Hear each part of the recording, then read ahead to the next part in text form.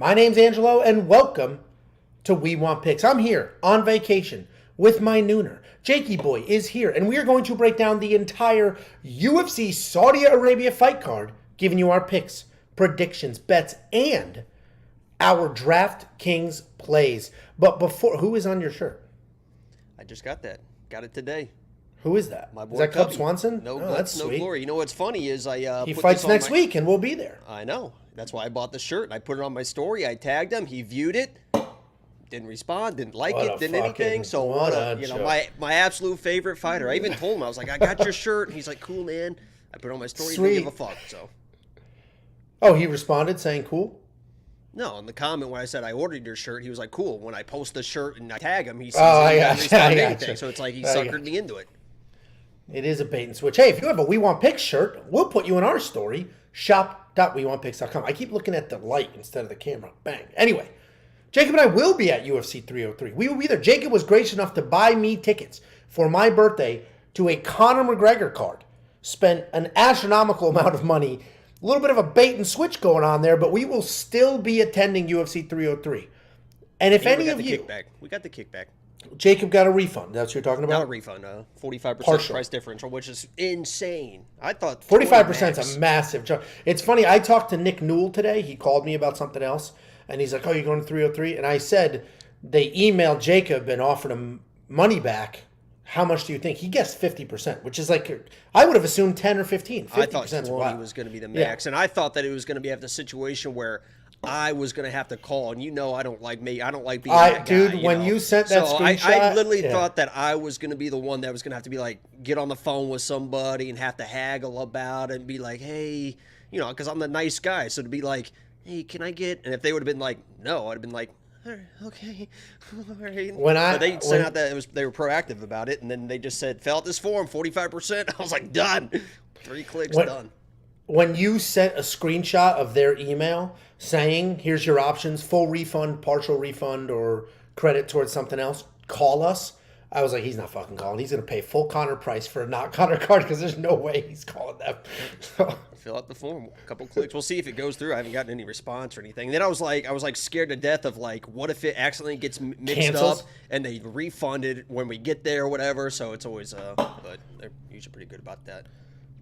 Well, either way, Jacob and I will be at UFC 303, and I'll buy you some alcohol or a non-alcoholic beverage if that's how you roll. Just be premium, say hi, and I'll buy you a drink. Wherever we are, wherever we're standing, I'll buy you a drink because we appreciate all of you. If you're not premium, I'll buy you a drink. Drinks are like $15. You just sit there and It's like you $15. gotta play the max bet at the video poker, and then they're free. Yeah, all right. Yeah, here, I'll get you a drink. Come sit with me for about 15 minutes or so. I'll get you something. That's how you do it. Either way, we will be at 303. Come say hi. Jacob may look down. I will not. I'll look you right in the eyes. I'll say hello. I'll shake your hand. If you're not a premium member, say hi as well. I'll probably end up buying you a drink anyway.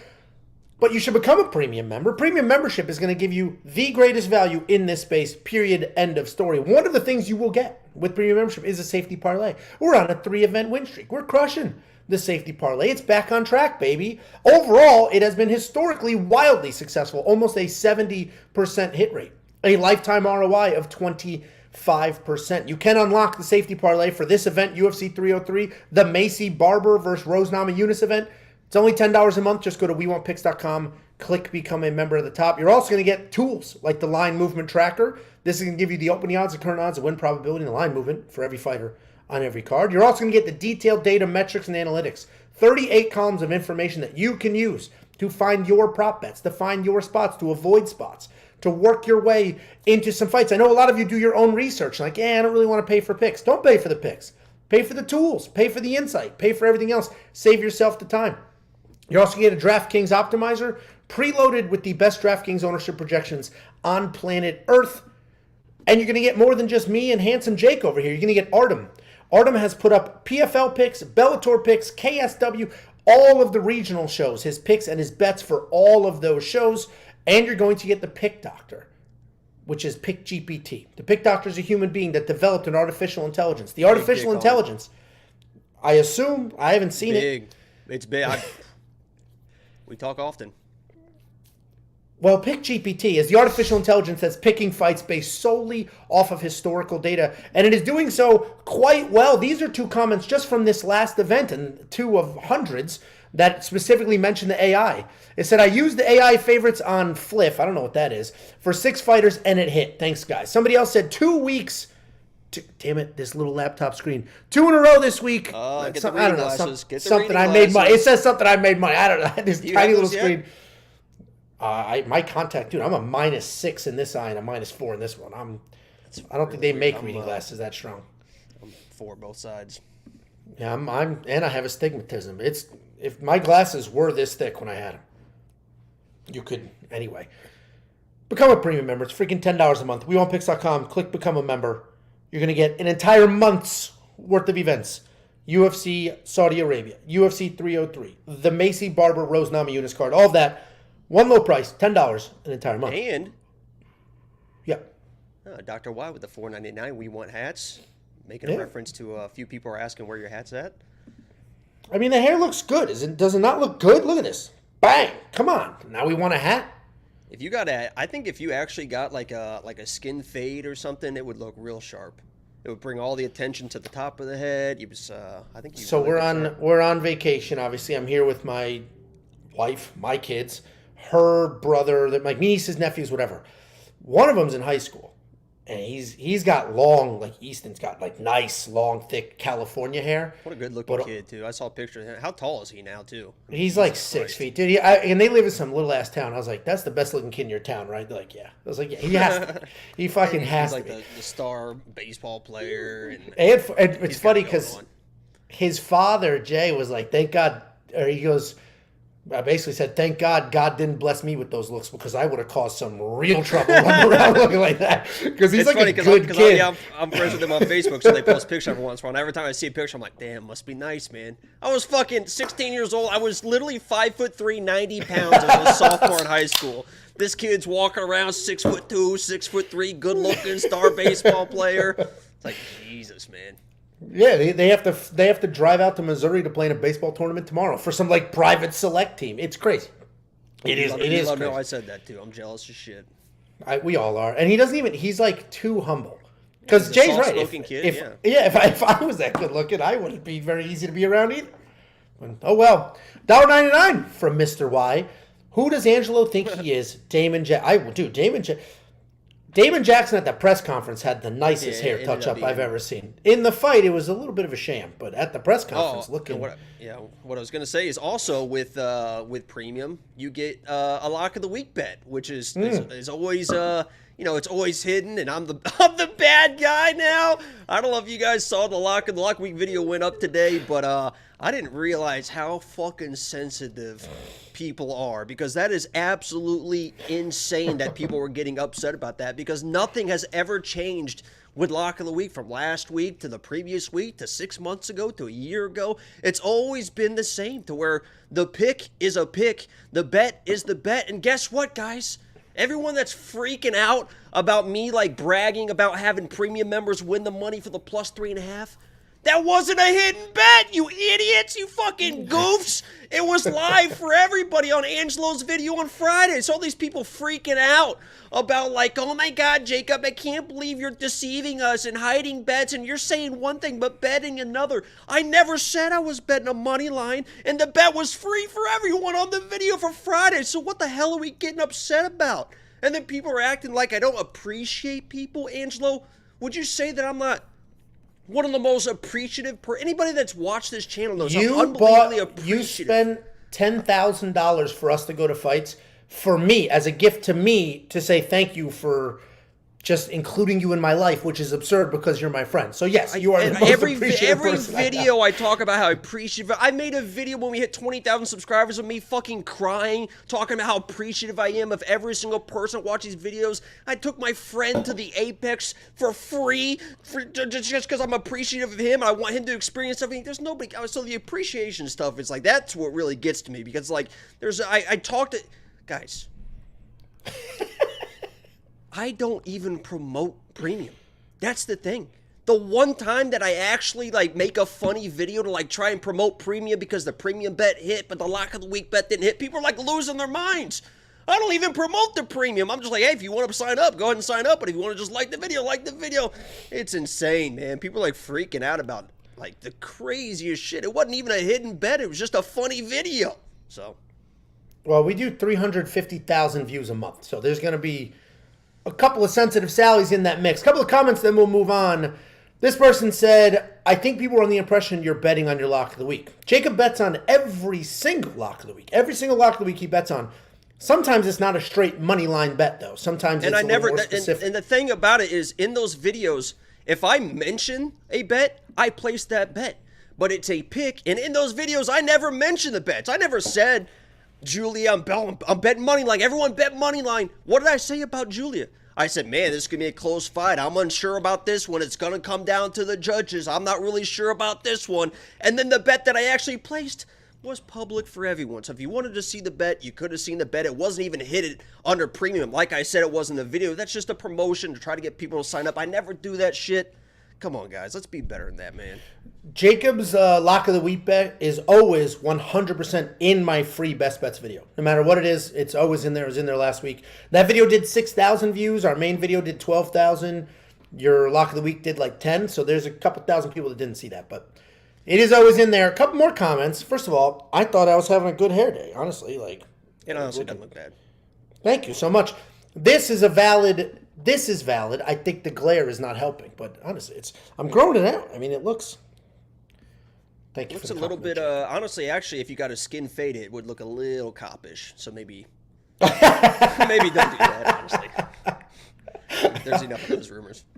I don't know why people think I'm a cop. I'm drinking. I'm not a cop. All right, yeah, so if you guys want to say fuck the haters, just like the video, that's all we ask. But if you want to go to Lock of the Week video and just trash those people that are trying to trash me, I wouldn't mind that as well either, because they're literally getting upset about nothing. They're like, oh my God, you're saying this, but you're betting this and you're hiding the bets. It's like nothing was hidden, guys. What are you doing? Nothing. What are you doing? Somebody tagged me in Discord. I can't believe you would do. I'm so disappointed. That guy wrote a dissertation. Nothing was hidden. What are you guys getting upset about? The bet was right there the whole time. If you want to see the Lock of the Week bet, say the whole time, man. It's crazy. People did get a little twisted. But let's go ahead and break down UFC Saudi Arabia. This is a pretty good card. This went from maybe the best fight night card we have ever seen to a pretty good fight night card. Losing Khamzat sucks. People got a little sensitive when I shit on Khamzat for pulling out. He's pulled out of multiple fights. He ruined an entire fight card when he missed weight. He's been very unreliable. Obviously, he's got some actual health issues, and nobody's wishing ill will on that man. But, like, what the fuck? How are you such a high-level athlete? You're sick constantly. The latest rumor, there was a rumor that it was food poisoning. The latest rumor is he's, like, battling staph infections and stuff like that. I have no clue what it is, but it is wild that it just constantly happens. By the way, let's go ahead and break. I just want to put out my thoughts and prayers to him and just hope that he does get, better, because it is just kind of a scary situation, and anybody kind of clowning that should really. I want him to get better because I want to know how good Khamzat actually is. I want to see the potential. I don't want this to be like with Khabib. We never got to see how good Khabib actually is. Obviously, he won the belt, undefeated, didn't give up around, all that crap. But he had like 2 tough fights. Like he didn't have like a murderous row of people. He didn't fight other Dagestanis. He didn't fight Armin. He didn't fight. Yeah. He saw those real fighters coming. He was like, "I'm good, brother." Yeah. So I don't want the same to happen for Khamzat, because the debate will always be he barely beat Usman on short notice. Like, we don't know how good he is. He couldn't finish a fat lightweight in Gilbert Burns. So I just want him to either get smoked or smoke. Like, I want definitive, this is how good he is or is not. And I don't think we'll ever see that. I don't think Khamzat's done, but I think he's going to be the fight once a year, fight twice a year kind of guy we got going on here. It's weird. And maybe he can make that turn, because you see Paulo Costa kind of making that turn, right? Where he was kind of that he was supposed to be the guy, the active guy, and then he was like couldn't find fights and kept in, and now it seems like he's kind of turned that corner. And maybe Jimmy I can figure that out, but it's crazy. I mean, he fought 3 times in like 3 months, and then like fucking 3 times in the last 3 years or something. It's crazy. 4 years, yeah, 4 times in 4 years. I mean, I thought I was gonna show up, no hat, thick hair. People are gonna be like, oh damn, Angelo, vacation Ange, look at the tan. It's hard to see the tan. Look at the tan, vacation Ange. I'm just getting lit up. It's this light that's not helping. Here, you want to see the tan line? Bang, there's the line. Oh, the shirt never comes off. Oh, not even a cutoff. I didn't swim. Not even at the pool with the cutoff. I swim with a shirt on. All right, let's go ahead and break down this freaking card. Opening up the UFC Saudi Arabia fight card, we have Long Xiao taking on Chang Ho Lee. This is an interesting fight. This is the road to the UFC tournament finals. If you don't know what that is, that's basically their contender series in Asia, but it's a tournament. Obviously, the UFC is doing that because that is a giant market, an untapped market, relatively speaking. What'd you say? Tournament. I don't want people getting confused when they hear tournament. They'll be like, "What is that?" When you're driving straight and then you take a left, what is that? A turn? How do you spell that? Turn. Okay. Spell tournament. Turn. I figured. There's just, there's a lot of people that watch us that, English isn't their first language. And, I'm out there trying to learn Portuguese to try and like broaden our horizon and stuff. And we're working hard on it, right? We have a 37-day streak on Duolingo. So we're really grinding on this Portuguese. But, when you're mispronouncing words incorrectly, Angelo, for these people that English isn't their first language, they probably struggle to understand. So I just want to make sure that they're pronounced correctly so they do understand what's going on. It was a tournament. Mispronounced incorrectly. That's a double negative. I said it correctly. We got Long Xiao taking on Chang Ho Lee. Road to the UFC tournament finals. This is their version of working their way into the UFC. There, as in Asia Pacific, that entire region, there's a whole tournament of fighters in multiple weight classes that work their way. This is the final. They're both officially in the UFC, but this is where they're going to go ahead and make a staple on it, win that tournament, and get it going. We got Long Xiao and Chang Ho Lee. Long Xiao, listen, a lot of people said my read on this fight was wrong. To the point where people were like, I think you got them mixed up. Because my read on this fight, I don't watch the road to the UFC. I did all the tape study for this, but I don't just watch the road to the UFC. I have Long Xiao as the grappler. I said he's not really dangerous. He is very durable, though. He's got a ton of experience. He had 34 fights total. And he carries that composure with him. He's very composed. He doesn't panic. If things are going well, then they're going well. If things don't go well, which actually happens very, very often, he still stays composed and he moves forward. He can be taken down. He can be touched up. He can struggle with guys with forward pressure, but he does find ways to win, and he has that sort of wrestle at all cost attitude. He's taking on Chang Ho Lee. This guy's a well-rounded guy. In my tape study, I saw a gentleman who moved forward and preferred to strike. He will close distance literally by marching forward and throwing 1-2s. He feints a lot, lots of twitching actions, and he can get people out of sorts, but he likes to come up with those big, heavy overhands. He will work in some takedowns, but I didn't think they were great. I don't think his takedown defense is great either. He does have good submission defense and an okay get-up game. I think Long Xiao wins this fight. I broke this fight down. I recorded the Quick Picks video on Friday. I posted it on Sunday. And when I recorded it, Long Xiao was the underdog. And I was like, I don't know why this guy's the dog. This guy should be the favorite. It seemed pretty clear to me. So I'm picking Long Xiao. I think the wrestling on his side is a little more prominent. But a lot of you told me I'm dead wrong in that breakdown. What do you think, Jakey boy? Yeah, that's definitely an incorrect breakdown there. I mean, Chang Ho Lee, holy shit, holy moly, whatever you want to call him, is going to be the better wrestler in this matchup. He has said before that he wants to be the Korean Khabib. That is his aspirations. He wants to be that dominant in the wrestling. And if you watch, let me just start off with Long Jay or Jay Long or Shaji or whatever, Long, I'm just going to call him Long. He is a well-rounded guy, right? I mean, he does have okay wrestling in my opinion. He can get a little bit, not great defensive wrestling. His striking, I think, is going to be a little bit more powerful than Lee's, but he's not really a finisher in any right? There's a lot of decisions, 26 wins, half of them are decisions, a little bit mixed bag between KOs and subs. And when he is striking, his hands are a little bit low, and it's kind of stay in the pocket and just kind of trade with you. And when you don't have real big power, that's an issue, right? A lot of people that stand and trade, they want to have that big power to kind of hurt somebody and not take damage on their own right. But this guy, Chang Ho Lee, is going to be resilient, man. He is going to be absolutely resilient. I would encourage everybody, before you bet either side on this fight, to watch Chang Ho Lee's last fight and watch it to completions, because he fought another wrestler or grappler that was a little bit better than him, right? Beat him to almost every single spot. You watch that first fight, or that first round, right? He was doing something, he tried to do these lat drops, ended up on top, right? He was trying to scramble up situations, was getting ragged on a little bit. Second round starts. Exact same thing happens. This guy's getting out-wrestled and out-grappled. You're thinking, why are you picking this guy, Jacob?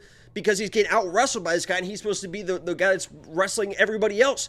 Well, if you watch that third round, you'll see why. Because this guy just never fucking stops. I mean, he never stops through scrambles, through takedown attempts, when he's getting taken down. He is always trying to improve the position. And when he gets those positions, if you watch his previous fights, he is not a boring lay-and-pray type of guy. He is working to finish at all times. And if you watch his last fight, he's getting ragdolled. He's getting ragdolled. Third round, boom. He finally breaks the guy. He finishes the guy. And I see that happening in this fight. He might not have success early, but against the guy that's not really a finisher, I think he's going to stay on him. He's going to stay on him and eventually wear this guy down and find a second or third round finish. Chang Ho Lee is an absolute fucking dog. He is nonstop, and that is why he was my lock of the week. If you haven't seen the video today, he is the lock of the week. And I did place a money line bet on him, okay? Just because last week I didn't, even though the plus 3.5 was public for everybody, it wasn't hidden. I've got money line bet on him. Listen, you were not the first person. I watched the tape. I did the tape study. I watched the fights. You have to. I can't just make shit up. I've never seen these people fight before, so I watched tape. My takeaway was that Xiao was the wrestler, to the point where people were commenting like, dude, I think you got the names mixed up. Like, that is not, Lee is the wrestler. So then I went back, after doing the video, everything, rewatch all the tape. I'm like, I see Xiao as the wrestler. So, you know, I get that Lee wants to be. I saw that whole, I want to be a wrestler, blah, blah, blah, blah. But to me, Xiao's the one who uses a little more. So that's why I went that side. The line movement on this fight is nuts. Plus 150 to minus 112, minus 175 to plus 108. I mean, that's a big flip. That's not a little, that's a big flip. When I honestly, when I broke this down, this is one of those lock of the weeks, guys. And I talk. Yeah, I'm on my third. This is going to be, the main event's going to be a real sloppy breakdown, dude. Real sloppy I actually like this little breakdown. matinee. I've got a little bit more energy. You're not just kind of waiting around for it. So I just got back from the gym. I'm feeling good. Got the shoulders pumped up. Got a little pump. Looking good. But, fuck, what was I going to say? Oh, the line movement. I was going to say, when I broke down this fight, I literally was like, oh, Chang Ho Lee's probably going to be minus 150, minus 200, something like that. So the opening odds make sense to me. This was the first bet I placed. I mean, I'm willing to look stupid on this one. It was the first one. The second I saw him, I think at minus 105 to a minus 115, I'm like, oh, he's an underdog. I'm placing the bet. He is going to be lock of the week. I don't give a fuck about anybody else. I like him this week. Yeah, and I don't necessarily trust the line movement. I think most people are like me. Didn't watch the tournament, don't know a ton about him. Then went ahead, did a little bit of tape study, and then the line went crazy. I'm pretty sure that's what happened. But Jacob and I are split on this one. Chang Ho Lee, his underdog lock of the week, $8,300 in DraftKings for Xiao, $79 for Lee. I imagine whoever you think is going to wrestle their ass off should be in your DraftKings lineup. You going Lee for $7,900? I think he's got a finishing ability. Second and third, I would look for that, guys. And it is interesting because you can look at their records, and that is a factor. Their records matter. And you could say, wow, Long Xiao's lost 8 times. That sucks. Chang Ho Lee, not, you know. Okay, great. You could also look at that and say, that guy's got 34 fights to 10 fights. Literally 3 times the experience. So I don't know what you want to take away with that. Who are you talking to? Me? Against who, Sway? Is that like a cool kid reference that I don't How, get? Sway? Okay. That's Kanye, yeah. You should become a premium member, though. Go to WeWantPicks.com, click Become a Member. It's freaking $10 a month. These are 4 each. A couple of these, an entire month, and there's your premium membership. WeWantPicks.com, click Become a Member at the top. You're going to get the picks, the bets, the round line leans, the artificial intelligence, the data, the optimizer, everything you could ever want or need heading into a fight week. Couple of comments, couple of super chats. First of all, Gobbler said Yankee is a racial slur. Then I was like, who the hell called me a Yankee and why? So I went back and I saw, oh, Himmy Huncho called me a Yankee because I say tournament. First of all, Yankee is not a racial slur. It has nothing to do with race. It has to do where you're from. You want to hear a racial slur? Here we go. Like, go ahead, give an example. Give an example. Let's say it together. Honky. Is honky a racial term? Or that's also... I'm not even going to get into anything. Cracker certainly is. Yankee is just more where you're from. Just like if I call you a hillbilly, That's not a racial term. That's just where you're from. So Tiffany calls me a Yankee all the time. Like literally when we first moved to Texas, the neighbor's mowing his yard. I'm outside. I look over. We don't make eye contact. I go, fuck this guy, come inside. She goes, you say hi to him? And I said, no. She goes, why not? I'm like, fuck him. He didn't look up. She goes, you're such a Yankee. What a Yankee move that is. Then we got Thomas Magnum saying Angelo slamming White Claws. These are high noons. This is actual vodka. It's vodka and club with some flavor. These are not White Claws. Okay. And I'm not going to shame White Claws. I started with White Claws. There ain't no laws when you're drinking Claws. I love White Claws. I don't. But once give me headaches. They ripped my stomach up. That's why when these came out, I converted these because these are not malt liquor. It's actual vodka. And then finally, $1.99 from Christian Baller. Why do they look like the kid from The Grudge? That is. I didn't read that before I pinned it. Thank you for the $2. I also thought they was you and I. But I would have said, what's Ben Affleck doing hanging out with that bridge driller? Next up, at UFC Saudi Arabia, we have Magomed Gadzhiyasulov taking on Brendson Ribeiro. This is an interesting fight. This is the second biggest favorite on the entire card, and he is making his official UFC debut, and that's always a recipe for disaster. You can't always trust these UFC debuts, and I was going to put him in the safety parlay, and then I remembered. I have a very strict policy with the safety parlay, no UFC debuts, because we got burned. That sounds like my new lock of the week policy, except for this week, here we go again. Yes, at least he's fighting a debut, right. So it's a double negative. It cancels itself out. And I started that policy when, who's the dude that Cody Brundage power bombed? And how that won 2 weeks ago? Just how good is Cody Brundage? Because he smoked Zach Reese, and then Zach Reese came in and smoked whoever that was. Knocked that dude out almost instantly. But we got Magomed Gadzhiyasulov, second biggest favorite on this card, and seems to be the real deal. Actually, I think he's the biggest favorite on this card. He's a well-rounded guy. Solid striking, solid wrestling. He does invest early in the body. He'll throw kicks, straight punches, then he'll work right up to the head. He can take some time to find his rhythm, though. He's not just an instant get-going kind of guy, but when he does, he has some very real power. Not just a striker. He is primarily a striker while being well-rounded, but he's not just a striker. You got to watch the tape. You got to get some of those deep cuts because you'll see him sneaking in some takedowns when he needs them. He's taking on Brendson Ribeiro. This guy is a striker. Solid grappling when he needs it. Mostly an offensive striker, though. He likes to move forward. He will bomb away, but he is very, very hittable. His striking defense is almost non-existent. Takedowns are mediocre, but if a fight does end up on the ground, he is aggressive. He will hunt for submissions. He's dangerous both on top and off his back, and while he is offensively sound, I mentioned defensively not great, and he does have a quit button. He's coming off that KO loss to Zhang Mingyang. Magomed should win this fight. He's going to be the pick. He's got power. He's got long kicks. He's got wrestling. But Brendson can be dangerous. Hittable, but dangerous. I find myself a little skeptical of these odds. I think Magomed's probably a little bit too wide of a favorite. The other day he was minus 450. This is closing a bit, which is helpful because he is pretty unproven. He's one of those guys. You start digging in the Tapology record, there's a lot of fake fights in there. There's a lot of those weird...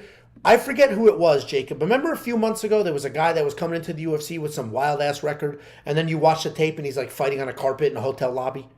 and you're like, these aren't real fights. I thought that's what Magomed's... I think that was Bogdan. Guskov? Yeah. I made him my lock of the week, and then I think I saw a fight like that where I was like, oh, no. yeah, these aren't real fights. That's what Magomed's situation is, to the point where Tapology has actually gotten better at it, and Tapology will have the win on the record, but it will say, like, not officially an MMA fight or something like that. That's what Magomed's record looks like. So the dude is only 8-0, and he's the biggest favorite on this entire card. I do think he wins this fight, literally because Ribeiro gets hit too much and does have a quit button. But he's not in the safety parlay for a reason. What do you think, Jakey Bombalotes? I don't know. It seems like what's happening a lot lately, and I see it in the chat too, is that people are starting to realize that when me and you fought, that things were a lot different than... All right. One dude saw that, nope. And it's just, I'll run it back. I have lost 15 pounds since that fight, and I'll run it back tomorrow. Let's run it back in Vegas. Everybody can come watch. Let's run it back as soon as you get comfortable enough to take your shirt off outside. I'll take my shirt off right here, right now. I'm not gonna do that. I'll Actually, right. This is the way to do it because here up, I look fantastic. I got big ass shoulders. I got definition here. Yeah. You think so, huh? Oh, brother. Let's see that tan. Yeah, look, I got tats too. Look at that upper chest shining too. I got a little sun, huh? Yeah, one of us is Woo! Look at that sun. Woo! Dude, one of us is caramel. One of us looks like he has a high blood pressure issue. Why are you so fucking red right now? It's just the camera. Just relax. Okay. I still got the pre-workout. What do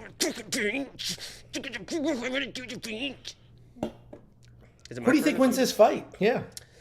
Listen, I pretty much agree with everything that you said. Magomed should win the fight. He probably is. He's definitely the more technical guy. When it comes to technicalities, he's going to be the more technical guy. Angelo mentioned he should be able to keep range, I imagine, with these front kicks and everything like that.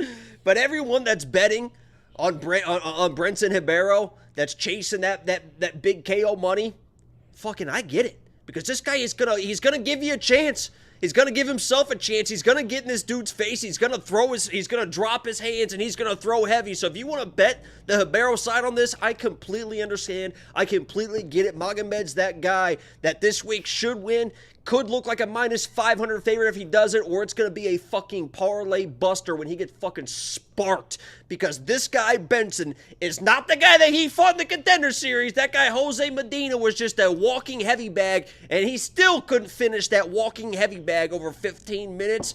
This guy Ribeiro's been chinned before. He's going to fight for your fucking money. He's going to get in there and throw hands. I'm picking Magomed as a pick, but as we've said time and time again, picks and bets are much different. He is my pick because he should be the better fighter, but this dude's going to give you a shot. And I guarantee if we stream Saturday, we're putting some money on that battle. I get it, man. I almost had Magomed in the safety parlay. I had him listed as high confidence because I am high confidence in him to win this fight. But there are some concerns. No, just take a breath. I do want to mention, too, that he does have a little bit of wrestling in his back pocket that he could go to if he does feel too much pressure or something happens in the situation. I imagine he should be able to get the takedown. So that gives you a little bit of a better, a little bit more calming that he does kind of have a plan B if he needs it. But, I mean, if he eats a shot clean, he's going to get fucking put out. Yeah, no, for sure, of course. And I mentioned I was going to put Magomed in the safety parlay. I decided not to, and I'm glad I didn't because the dude's completely unproven. But I probably will spend the $9,300 in DraftKings. I do have him in another parlay. If you guys have been watching for a while, you know the way that I like to parlay is I'll take my most confident people, slap them together. And then I'll take people that I do think will win because I'm never going to parlay somebody I don't think wins. I'll never bet on somebody I don't think wins. But I will take somebody that I do think wins, but I'm not entirely 100% nailed down on, like a Magomed, and parlay him with somebody else in that category. So I do have that parlay. I'll give you the other half when we get there. But Jacob and I, both on the Magomed side, we both recognize this could be a disaster waiting to happen. But Magomed is the pick. $9,300 in DraftKings. Looks good for me. What about you, Jakey Boombalats? Wait, what did you say? What were you? DraftKings money. Oh. Probably. Oh. Well, if you don't want to listen to that fool and you do want to check out what the optimizer is doing for you, what the DraftKings slate says, go to WeWantPicks.com, click Become a Member. Not only do we have a full suite of DraftKings fantasy tools, we have FanDuel tools, prize picks, underdog picks, bets, round line leans, anything you could ever want or need heading into a fight week, and it's only $10 for an entire month. WeWantPicks.com, click Become a Member at the top. A couple of super chatterooskies. $1.99. Before we get into this, I completely forgot about this too, because people. I mentioned the Lock of the Week video, and people are like trying to like trash me in the comments for no reason because that makes sense. But do people forget that? How can you? I'm a cancer survivor, and you really want to attack? No, it's true. Want to attack somebody that's just been show through them so much? Show them the hideous scar so they know you're not making it up. Right there, you can see. I mean, just plain as day. Yeah, we can pull the picture up too. You can see it from 3 streets over. You want to act like you guys want to act like I'm not. You guys want to act like I'm not. Like I'm not appreciative of you guys. I'm appreciative of life. Yes. I'm appreciative of everything that I live in my life. I'm a protector of everybody and everything in my life. I survived. You've done better. You've done better. That wasn't an actual time. If you want me, I could really get into it if you want me. No, we're good. We do have a $1.99 super chat from Santiago Mendez. He says, can we get a shotgun at the end of the stream? If you remind me, fuck it, why not? I'm on vacation. I got to be reminded. There's no way I remember. God. BetSlam said, is that a no hat Angelo? And yeah, honestly, I was like, I'm having a good hair day. Fuck the hat. Here we go. Ladies are watching. I'm on vacation. Let's do it. Speaking of vacation, somebody said 3 p.m. That is the hideous scar. I mentioned I'm a -6 in this side and -4 in the. I don't need contacts to see that thing from the next town over. That's appreciation, guys. That's cancer. Sorry. Didn't mean to bring the mood down there, but... Sam Pierce said, 3 p.m. on a Wednesday, let the day drinking begin. I'm on vacation with my family. I'm filming this. We're recording this live because Big Ange cares about the community. And you expect content from us. You expect specific content from us. You will get that. But I am going to enjoy a few beverages along the way. I have the door locked. There are children screaming on the other side of that door. That door is locked and we're getting through this breakdown. Let's go, Jakey boy. I'm ready. Next up, at UFC Saudi Arabia, we have Kyung Kang fighting Muin Gafurov. And this is a very interesting fight. I am surprised that there is an actual bona fide favorite in this fight. Jacob is showing pictures from the time him and I fist fought. If you haven't seen that video, Jacob and I fist fought. And it wasn't, we are still best friends. Like, this wasn't a try to rip somebody's head off kind of fight, but it was certainly... But there goes your head, and there it went. That doesn't land. That doesn't... You can see in the picture, you're fully extended, and it's not connected. You cut the cameras after that landed. Got it. Edit that out. Edit that out. Here's a peek behind the scenes. There were camera cuts, and there were extended breaks between rounds because Jacob, had COVID. The gym rat, was far more tired than Big Papa Bolinski. I literally had COVID that entire week. I was on my deathbed that entire week. You were supposed to be the one in shape, and you're the one begging for extra time, breathing heavier than you should. We have Kyung Kang taking on Muin Gafurov. Again, this is an interesting fight, and I am surprised that there's a bona fide favorite in this fight. We have Kyung Kang. He's a well-rounded guy. He uses range to keep you at distance before working in some takedowns. He averages about 2 takedowns per fight, and once he gets you to the ground, he's got heavy top pressure, solid submissions. He is a low-volume striker, but he does have incredible power. He's coming off that decision loss to John Castaneda, where he was taken down 3 times. He's taking on Muin Gafurov. He is looking for his first UFC win. He is a wrestler who's going to plant his feet. What? Oh, Muin do I have the flags?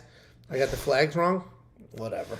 They are backwards. The flags are backwards, but those are the correct flags. We have Tajik Muin Gafurov. He's a wrestler. He's going to plant his feet. He will trade punch for punch with anybody. He's incredibly exciting, incredibly high-paced. Solid skills everywhere. He's got power in his hands. Solid wrestling, good speed, good cardio, but he does get sucked into brawls. And that can be a problem because he will lose complete control of the situation when he does. He is still looking for his first UFC win, but his 2 losses are actually decent. Short notice loss to a sexy Mexi in his UFC debut. And then his most recent loss was he shot a takedown, went to his wrestling roots, didn't want to brawl it out with Said Magomedov, got sucked up into a guillotine. When I broke this fight down last Friday, 4 days ago, whatever the hell that was, in my quick picks video, this was dead even. -110, -110. And I picked Muin. He is winless in the UFC. And while Kang has been successful in the UFC, he is aging. And I think this could be Muin's first UFC win. He has the wrestling. He has a willingness to trade. He is a durable guy. His willingness to trade is concerning because Kang has so much power. But I think Muin's wrestling, I think his durability will work well for him. I do think Muin wins this fight.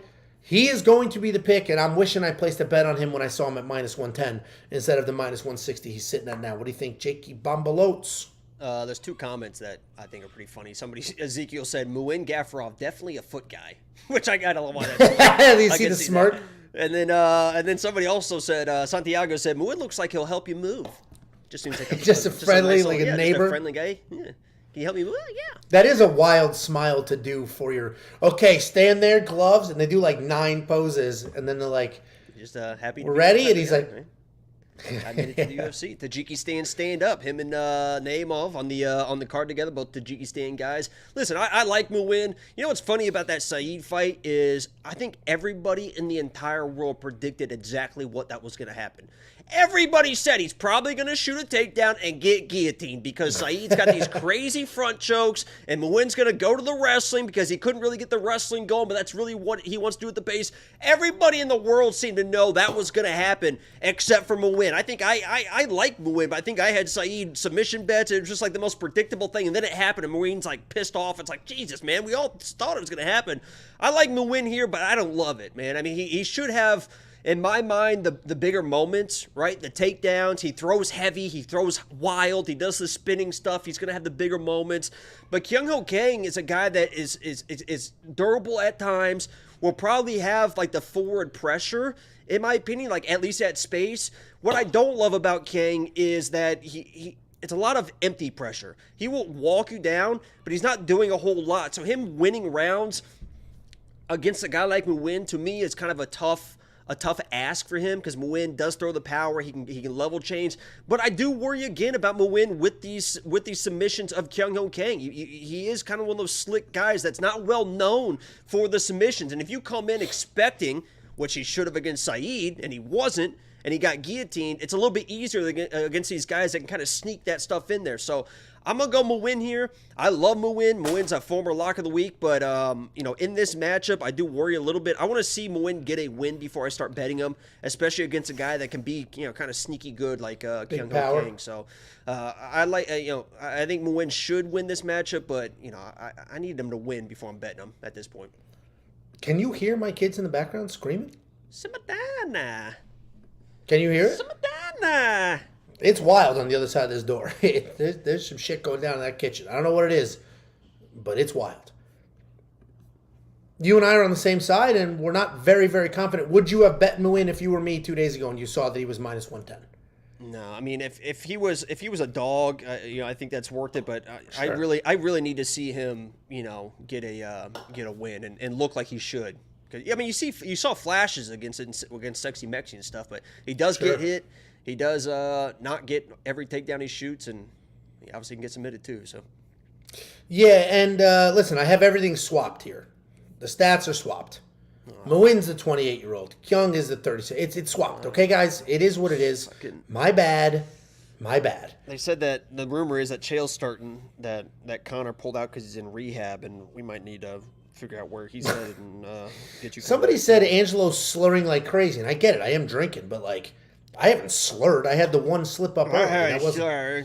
This is like, what was that movie? Like Road Trip? You're the least self-aware drunk. No, I'm not drunk. It should be fun. Was it Road Trip where he's like, how many times am I going to tell you, Angelo, stop yelling? Was it? Oh, I'm loud. There's no fixing that. If you guys have never been around Angelo when he drinks. Sober drunk doesn't matter. Oh, I get. Tiff lets me know. She makes it very clear. You're loud. We're all in the same room. But was it Road Trip where he's like, and I got her panties, and they're just like a giant. They were massive. But then the Indian dude thought he was like slaying, and it's just him like a drunk mess walking around that bar. No, that's the Indian. That you're mixing two different movies. Oh, I'm thinking of Beer Fest. Yeah, if you can't. He's in the bathroom and he's like looking in the mirror. He's like, "Wow, you're a sexy motherfucker," and he thinks he's like suave. And then it cuts him in real life. He's got a box on his head. He's like, Beer Fest is a sneaky great movie. Yeah, what's the grandmother with the sausage. If you don't know what it is, you can't afford it. If you have to ask, you can't afford it. Yeah. Well, either way, Jacob and I both on the same side of this pick, but no bets, or at least not right now. I may end up doing something on Muin. I don't know what yet. Maybe I'll have to wait for those takedown props because I do think he's going to wrestle his ass off. The Prize Picks line yesterday was 1.5 takedowns on Muin. I do think he's going to wrestle, and I do think he was going to get 2 takedowns, and then they pulled that line. That probably ends up back, but they did pull it. And we'll see what Bet Online offers. DraftKings has takedown lines as well. I will probably do something like that because I do think Muin's going to... He tried to wrestle in the last fight, and I think he's going to wrestle in this fight as well, especially knowing Kang's power. And he's looking for his win. Koreans love wrestling. $8,500 in DraftKings. Oh, the wrestling Korean parlay. Chang Ho Lee and Muin Gafurov. There you go. Yeah, there you go. $8,500 in DraftKings Fantasy. I think I will do that. I think I am going to spend that on Muin because I think he's going to wrestle. 5 points per takedown, control time matters, all of those things. Are you going to spend the money on Muin? We hear that. Yeah, that's a baby. I'm not spending on Muin. No, I think there's probably better spots on this card. Well, there you go. And I do. This is a false statement. I don't like. Oop, hold on. That's a true statement. Whoa. This is a false statement. This is a false statement. I don't get touchy when I drink. I don't touch people when I drink. You're touchy all the time. You always, when you talk to people, you're touching their arm and touching their leg. Like slapping somebody in the chest, being like, "What's up, pussy?" That's or not when you touchy. when you're like grabbing their. Because I actually said it. You know what's funny is I was talking to. Here comes a lie.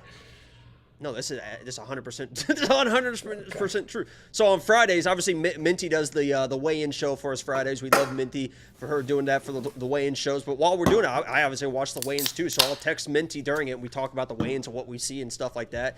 And there was a weigh-in show with the actual weigh-in show for 302 with DC.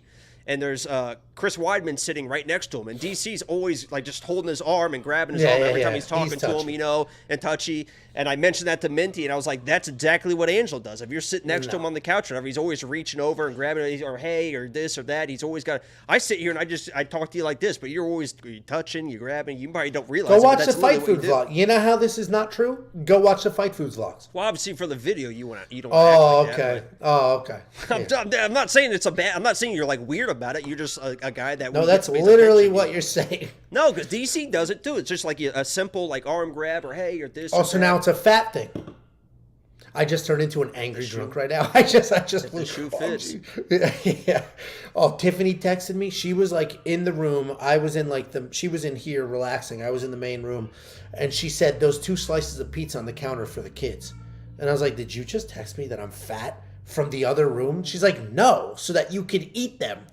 Or so that they could eat them. I'm like, all right. Because if that was like a warning, like, don't eat the pizza, fuck you. I mean, that's what it was. Yeah. It 100% was. Either way, we're both on Muin Gafurov. If you do want to check out any bets that we will end up placing, I am going to monitor that takedown line closely. If it pops and I drop, that will get pushed to your phone.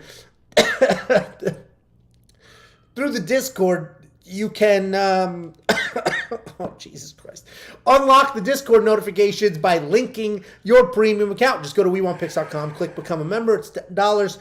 After you become a member, go to the account page, link your Discord. Notifications will be pushed to your phone. And I just want to say this too, guys. You guys know how much I try to keep these streams professional and, on the up and up. There's no doubt about that. I'm never on narcotics or any type of substances or... Why would you clarify narcotics? Who accused you of being on narcotics? People are always like, that dude's on cocaine. That dude's always on cocaine. This goes. True. I mean, just because I got high energy sometimes, and now we're on this matinee. But I do want to apologize for Angelo's behavior, and hopefully we can clean it up next week. Big week next week. Angelo gets drunk on vacation. I also. I am drunk, dude. I fucking spilled out my shirt. I get drunk on vacation. What kind of vacation is it? You don't drink during the day. What are we talking about drink here? In Vegas. That's on you. That's stupid as shit. I will be drunk, and I will not touch you if you come to say hi. I heard it. Okay. Super chat, $2. Quint says, hair looks great. Thank you. Great hair day. Happy birthday to Quint. Wow. Oh, happy birthday, Quint. He didn't say happy birthday to me, fucking asshole. Next up, at UFC Saudi Arabia, we have Rinat Fakhretdinov taking on Nicolas Dalby. You may say, Angelo, how are you 1, 2, 3, 4 drinks deep during this stream? And you said Fakhretdinov so correctly. And I would tell you, because I bet on this dude every single time he fights, because I'm very confident in him. I would also say that last fight worried me a bit. Because Rinat Fakhretdinov is nasty. He's a nasty, non-stop wrestler. He will throw bombs, has a touch of power. He dropped his last opponent, Elijah Zaleski, dropped him with that power, but then he chased the finish. That's all he was looking for after that. Gassed himself out a little bit, but continued to wrestle. Non-stop wrestling, phenomenal wrestling, terrible control, which is why he averages so many takedowns per fight. He doesn't even need to shoot full doubles. He will just bend over, pick your leg, bang, run right through it. Over, you say, huh? And then pick your leg up and run right through it and get that takedown. He dominated the first 2 rounds in that last fight, but you will see it was a draw because he dominated the first 2. Almost got finished in the third, gave up a 10-8. That was a full draw. You could have argued the first round was a 10-8 because he did drop Elizu, but it is what it is. Rinat Fakhretdinov going to come in here, going to look to wrestle. And normally I'd be insanely confident in him, but he is fighting Nicolas Dalby. While Nicolas Dalby is an older gentleman at 38 years old, he is a durable gentleman. He just fought a top prospect in this division, weathered an early storm, and then finished that dude. And that's the one and only concern I have here. But Nicolas Dalby is that karate-style striker. You have the same tattoos, I just realized. Hold on, I can't see the screen at the same time. Yeah, I don't have feathers running down my arms. Nicolas Dalby's a karate-style striker. He likes to stay mobile. He'll switch stances back and forth. Decent power, but he is very hittable. He does average about 1 takedown per fight, but he's got a very low 30% takedown accuracy. Striking is just okay. Grappling is just okay, but he is durable. All in all, he's a good fighter everywhere. Amazing nowhere. Ultimately, I do think he gets taken down over and over and over again. And I think his last fight, I think that win over Gabriel Bonfim was more of an indication of Gabriel Bonfim not having cardio than it was of like Nicolas Dalby's that guy. He's going to Homer Simpson anybody he fights, because I don't think he's going to Homer Simpson here. I do think he loses. But obviously, their last two performances, a guy who gassed and almost got finished versus a guy who weathered a storm and then finished, is a little bit worrisome. But I'm going to go over not here. What do you think, Jakey Bombalotes? Yeah, this is one of those fights where I talk about this a lot. We do math a lot on my quick pick videos and sometimes on here that 1 + 1 should equal 2. Right? I mean, Rinat's got the good wrestling. Dalby can be taken down. 1 + 1 should equal a nice, easy-going win for Rinat. And if it happens that way, he probably is going to look like a -400, -500, -600 favorite. The issue I have with Rinat is his fucking mentality, and it drives me absolutely insane when I see him in his last fight where he gassed, nearly got finished, the fight ends in a draw. If you're a 22-1 fighter and he just nearly got finished and the fight ends in a draw when you're trying to make this coast up the rankings to get a title shot, I'd be pissed off. I'd be embarrassed. This guy's in the octagon like, you almost had me, bro. I mean, he doesn't talk like that, but I mean, he's like, he's not a you almost had me, bro. Like high-fiving. I'm like, like all happy and giddy. It's like, what the fuck are you doing, man? You're supposed to be an absolute killer in there. You almost had this guy out in the first round. You didn't finish. Then you gassed, almost got finished, almost lost the fight. And you're just like, it's a draw. Like, I fucking hate that mentality, man. If you're a -360 favorite, if you're whatever he is against a 40-year-old Nicolas Dalby that can get taken down left and right, let's fucking take this guy down. Let's fucking pound him out, submit him, finish him. We'll do whatever you need to do, but I believe that he's going to come in and try to knock this guy out. And if he comes in and tries to knock this guy out, swinging wild, Dalby's going to weather the storm, and this fight's going to get very, very fucking interesting. So yeah, Rinat should win the fight. If he does win the fight, it's probably going to look like spectacular fashion. But if he comes in swinging wild, trying to just take this guy's head off, he could fucking lose. And his mentality late in fights is, at least we had fun. Fuck that shit. Bury this dude, Rinat. He's my pick, but I don't fucking trust this guy. Listen, I hate that shit, man. You when you first started that, you did that with Loopy. She lost to Cynthia Calvillo, or barely beat Cynthia Calvillo. That was, and I lost to somebody, Angela Hill, and you were like, what the fuck? She's dancing and stuff, and I still picked her against fucking Verna. I was like, that stuff matters, man. When you see people act like that and stuff, that's not a fucking killer. You're not wrong. That's not a fucking killer. I agree. I agree with everything you're saying, but I don't think Rinat needs to be a killer to win this fight. He just needs to be a very good wrestler, which he is. But I agree with all the other things you're saying. To be a wrestler, you have to be. I mean, if he's going to stick to wrestling, you got to be locked in. You got to be focused. That guy's. He is locked in and focused. He also was I want people having fun. I mean, that's not a wrong assessment. This is not fun. Fist fight should not be fun. Even fighters who smile the whole time. I don't think punched in the face, and like Jekka fucking got punched. It's like fucking. That's who you want to trust. That's what I brought up with Jekka too. Like, that dude's a fucking idiot, guys. He got punched in the face. Oh, yeah. And then he gets finished by this fucking Anshul dude. And everyone was like, oh, he's going to smoke. It's like, no, he's not. Have you seen his attitude? That's where picks and bets are different. And that is an important point to highlight. Because we both were like, Jekka should win. But do not spend money on that guy. Do not spend money on that guy. And then we didn't. We both avoided that landmine. It is what it is. Rinat at $9,200, though, I will spend that money. I do think he gets all the takedowns in the world, all the control time. I think it absolutely works. Minus 350, that line's tightening. It was minus 400. I think the only reason he's not minus 700 is because of his last fight. And Elijah Zaleski has shown us he's insanely tough. He's a tough guy. Dude, I think Rinat's going to start. I think this fight's going to go past the first round. Rinat's going to start having fun in there. He's going to be high-fiving Dalby. He's going to be, and it's going to be like he should win. But I mean, fucking everyone that's going to have Rinat a parlay is going to be like, damn, did he win the second? Damn, did he win the third? Listen, I get you. I am personally, I don't disagree with anything you're saying. That's why, this week I've been very cautious with bets. Worrisome. Their last two performances are either a giant red flag or you need to look at their broader body of work. You either look at their last two performances. It looks like I'm squeezing. You either look at their last two. You either look at their last two performances. We're even. I mean, this is. I understand if we're bags doing of sand. 8 or 9 p.m. Right? Some of these kids just got out of summer school or whatever's going on. They're like, oh, I like UFC. Let me watch a live stream, and you're here just like at the playground making sex jokes. You're not wrong, and I apologize for that. If you do look at their last two fights, and only their last two fights, the Nicolas Dalby's the livest underdog on this card, you're going to get some insane odds. If you zoom out a little bit, and you look at their last 5 fights, Nicolas Dalby sucks, he's going to get taken down 100 times over, and Rinat wins this fight, and that's the camp I'm in. I will spend the $9,200, and if you do want to check out all the picks, the bets, the safety parlay, the round 9 leads, the optimizer, the right tools. now for premium. If you want to check out whatever the hell bet he's about to place right now, go to WeWantPicks.com. Click Become a Member. It's $10 for an entire month. A month, not a week, not an event, not $100. Dude, a freaking month. The amount of shit that you get, we set out when we made premium to make it the greatest offering on planet Earth in this space, and it is. Mission accomplished. WeWantPicks.com. Click Become a Member. You're going to get... Was that the alert I just got in Discord? That was the alert I just got. Your bet. You're going to get... Check it out. Check it out. Put some sweatpants on, stand up, and then look at that bet. Let's see what happens. I can't knock my computer over. It's just sitting on a book. You're going to get UFC Saudi Arabia. You're going to get UFC 303. You're going to get the Macy Barber card. You're going to get a whole bunch. $10 a month. WeWantPicks.com.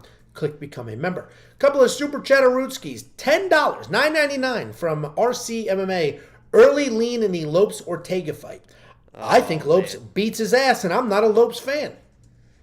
Smart man. It's best read of the year. I mean, the only reason that Ortega even beat fucking whatever his name is just because just Storm. got tired and then lost a jiu-jitsu match, basically. I mean, Diego doesn't get tired. He's not going to fucking stop, and he's got the jiu-jitsu match, so...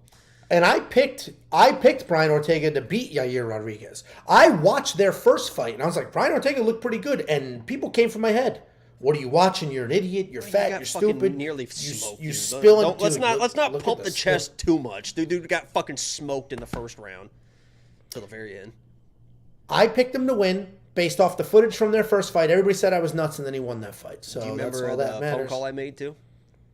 What phone call? Oh, when I was on the stream, or you were on the stream? I was streaming, and because it was a big argument between that fight. So after I called you as the first round was ending, like, oh, feel good about Ortega and stuff, and then the first round started to turn. I was like, and completely jinxed the shit out of it because I roasted the fuck out of you, and then all of a sudden incoming call from Angelo after the second round, or after the fight ends. It's like, whoopsie.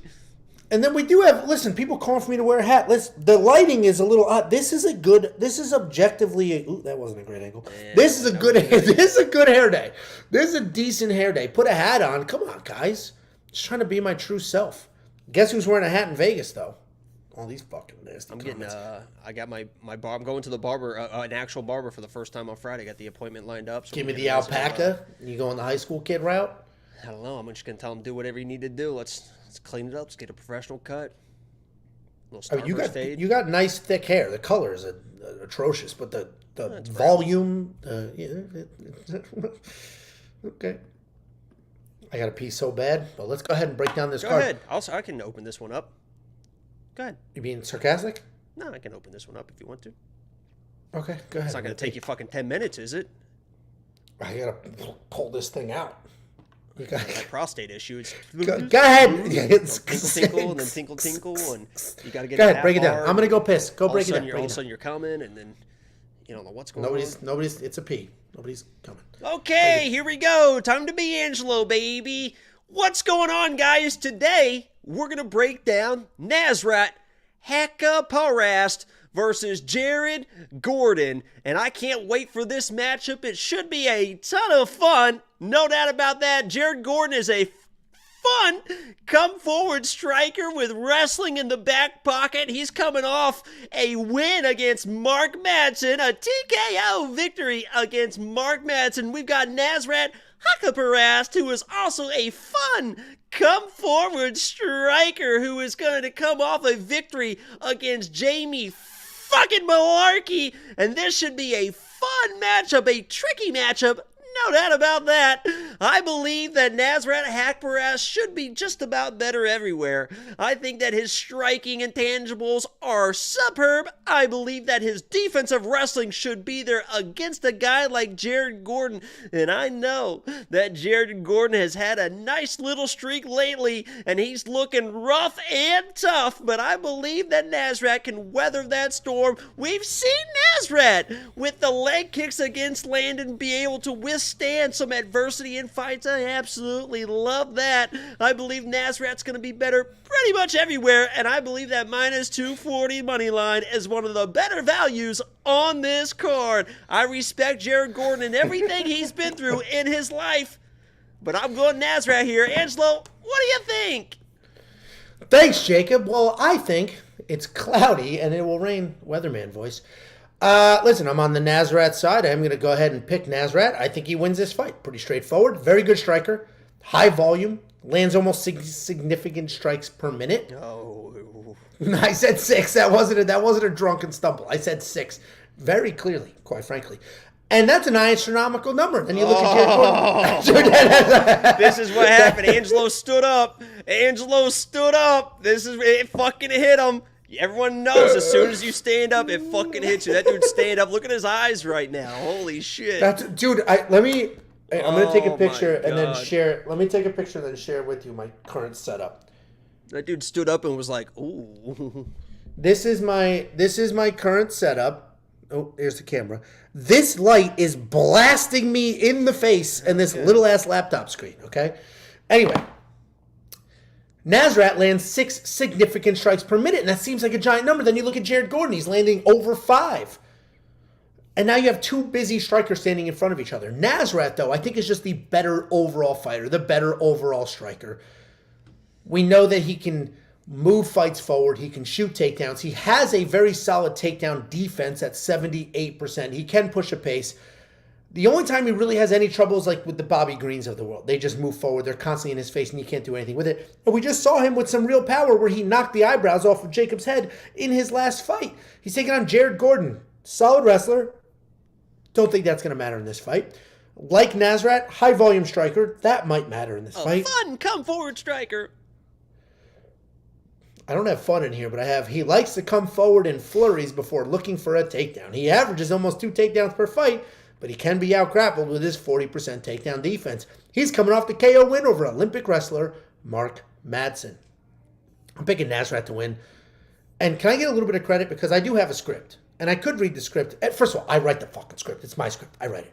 Second of all, what do you mean, I write the fucking script. So it's not even a script. It's just my notes. Second of all, it is all how you read it. I feel like I do a good enough job that it's not, like, insanely obvious I'm reading my own notes. I mean, you don't take your fucking eyes off them. I know that. Because I can do whatever. As soon as you start, I can do whatever I want over here. I pull a dick out, and you won't even have any clue because you're just fucking locked into those fucking You could pull your dick out in real life and nobody would have any clue. You think so, huh? It's like a thumb. A small thumb. Yeah. Yeah. Whose pinky is that? Yeah. I picked Nasrat. Right now, let's find out. It'll take me about 13 my seconds. Favorite. Because I'm young and thriving. Okay? It's going to take you an hour and a half and fucking 9 videos. According to your red-ass face, all the blood is there, so it going down here is an impossibility. My favorite Tosh.0 skit was when a bunch of dudes took Viagra and stood there and watched gay porn in sweatpants with no underwear to see if anybody got a boner. It was.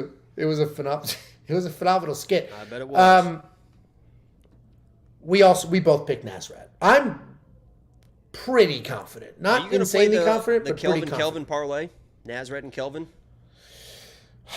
When we get to Kelvin, we get to Kelvin, but he's the most untrustworthy guy in the history of MMA, which makes it so tough. Well, but I do think you know why that's a parlay. Yeah, they look the same. Yeah, I get it.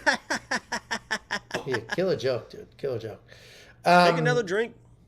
I'm about to. I broke the seal, so I'm going to be pissing like constantly now. Yeah. Well, so you need that prostate massaged.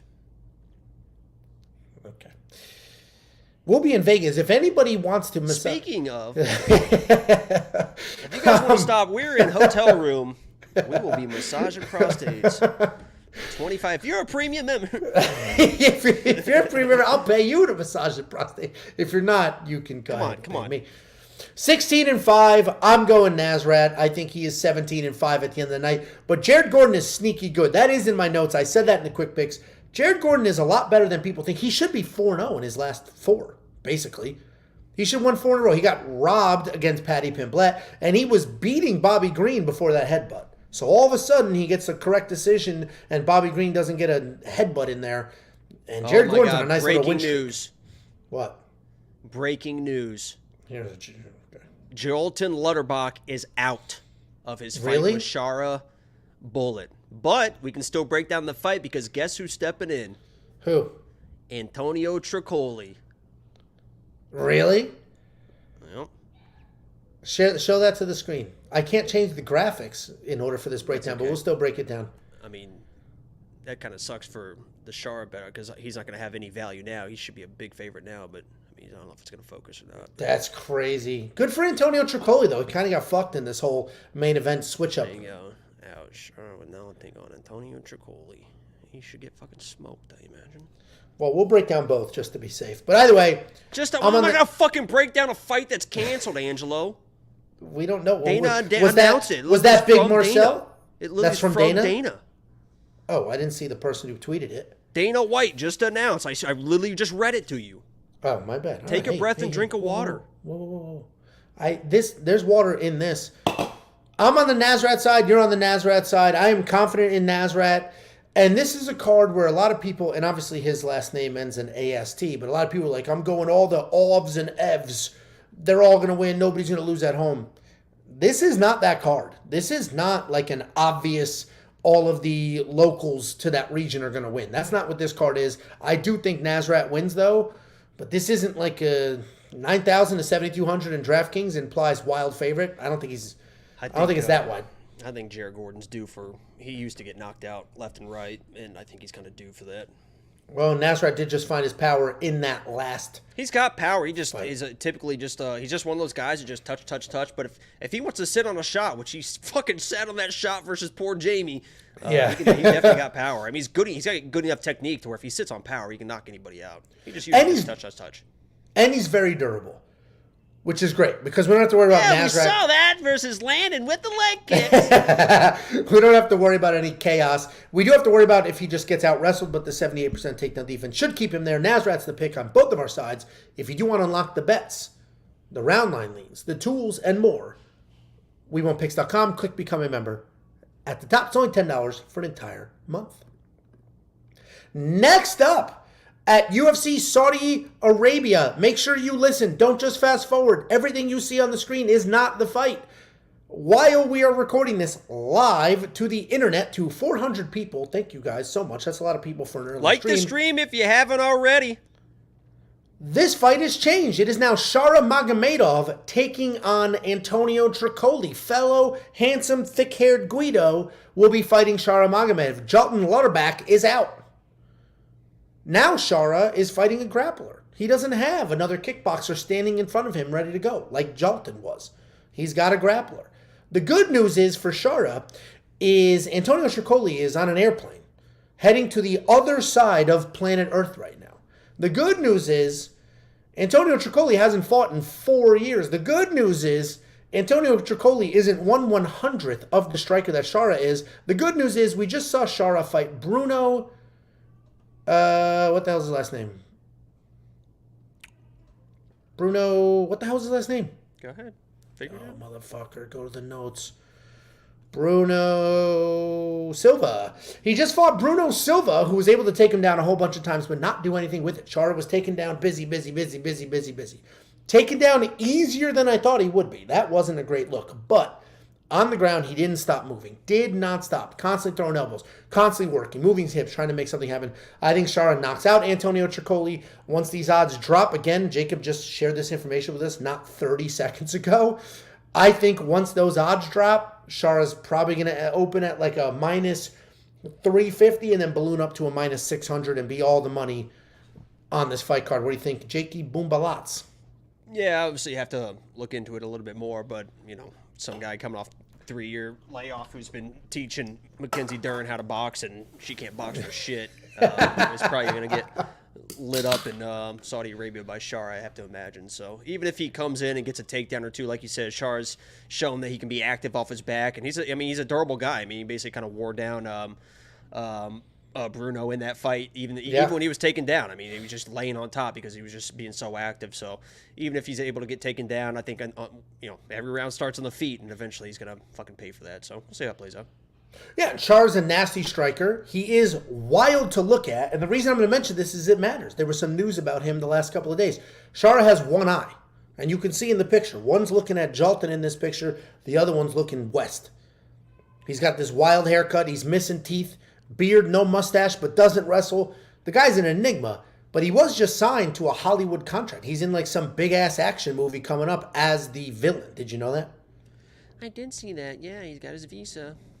I mean, he looks like he could be the villain. I was watching Bad Boys 2 today. That movie's fantastic. He looks like he could be in a Bad Boys movie as the villain. I haven't seen 4 yet. I'm working my way up to it. Shara Magomedov is going to be the pick again. If you were watching this and you fast forwarded, we're breaking down Shara Magomedov versus Antonio Tricoli because Jalton Lutterback is out. Grappler versus striker. We're going striker in this matchup. What would you put your odds at for Shara? Sorry about that. Yeah, probably minus 400, minus 450. If he was he opened minus 350 versus Lutterback. And Lutterback's fucking good. Very good striker, yeah. He's good. He can also wrestle as well. You know, I have to imagine that short notice, and people seem to love Shara. It's got to be 400 or 500.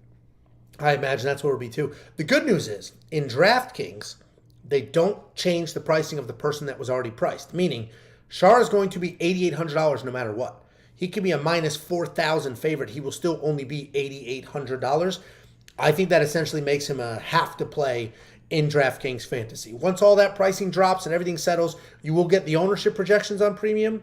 You will get the optimizer loaded. You'll get the updated picks, the updated bets. Everything you could ever want or need will be ready to go once we get the new odds and the new opponent, Antonio Tricoli. Just go to WeWantPicks.com, click Become a Member. It's $10 for an entire month's worth of content, and I promise you, within 1 hour of this stream ending, I will have the updated breakdown, updated graphics ready to go for the new matchup of Shara Magomedov versus Antonio Tricoli. And if you don't want to be a premium member just to show your damn support for the hard work, that would be nice. Bum. Also, we'll send you $50, by the way. Just go to WeWantPicks.com/bets. This is affiliate marketing. We have a couple of affiliate links with some sports books, and you click on the link, you make an account, you make a deposit, they're going to pay us. I'm going to take some of that money, I'm going to give it right back to you. It's very simple, it's very straightforward. You got to deposit at least 50 to get 50, obviously, but you make your deposit, we send you the money, WeWantPicks.com/bets. And here's a reminder that our artificial intelligence is crushing it. Here's a reminder that Artem, big dick, baby Artem, not on Artem. Artem is crushing. I just got that. Artem has been crushing it. He's been absolutely demolishing his PFL picks and bets. Somebody said last week he had a perfect card, and then somebody corrected me saying, no, he got the main event wrong. Oh, okay. Artem picked almost a perfect card and missed one single fight on the last PFL. And that's not the first time he's done that for PFL. The beauty about Artem, it's really in his personality, but the beauty about Artem is that he's breaking down not just UFC. He's giving you PFL, Bellator, and all those other cards, regional, KSW, all that nonsense. WeWantPicks.com. Fucking nerd. WeWantPicks.com. Click because he's going to see this and be like, well, I'm going to get a DM. I mean, obviously in a good way. A fight nerd. WeWantPicks.com. Click Become a Member. It's $10 a month. You will unlock everything Artem has to offer. Use his promo code Artem so that he gets paid. instead of me and Jacob. And unlock the artificial intelligence, which is dominating. If you want a full look into premium, I know we talk about premium a lot. That's a good looking mouth. I made this. Oh, Jesus Christ, dude. No teeth, got the soft tongue. You can see that literally looks like the mouth of like a sex doll that you would buy. Like with the tongue sitting there like that, you could really go to town on that thing.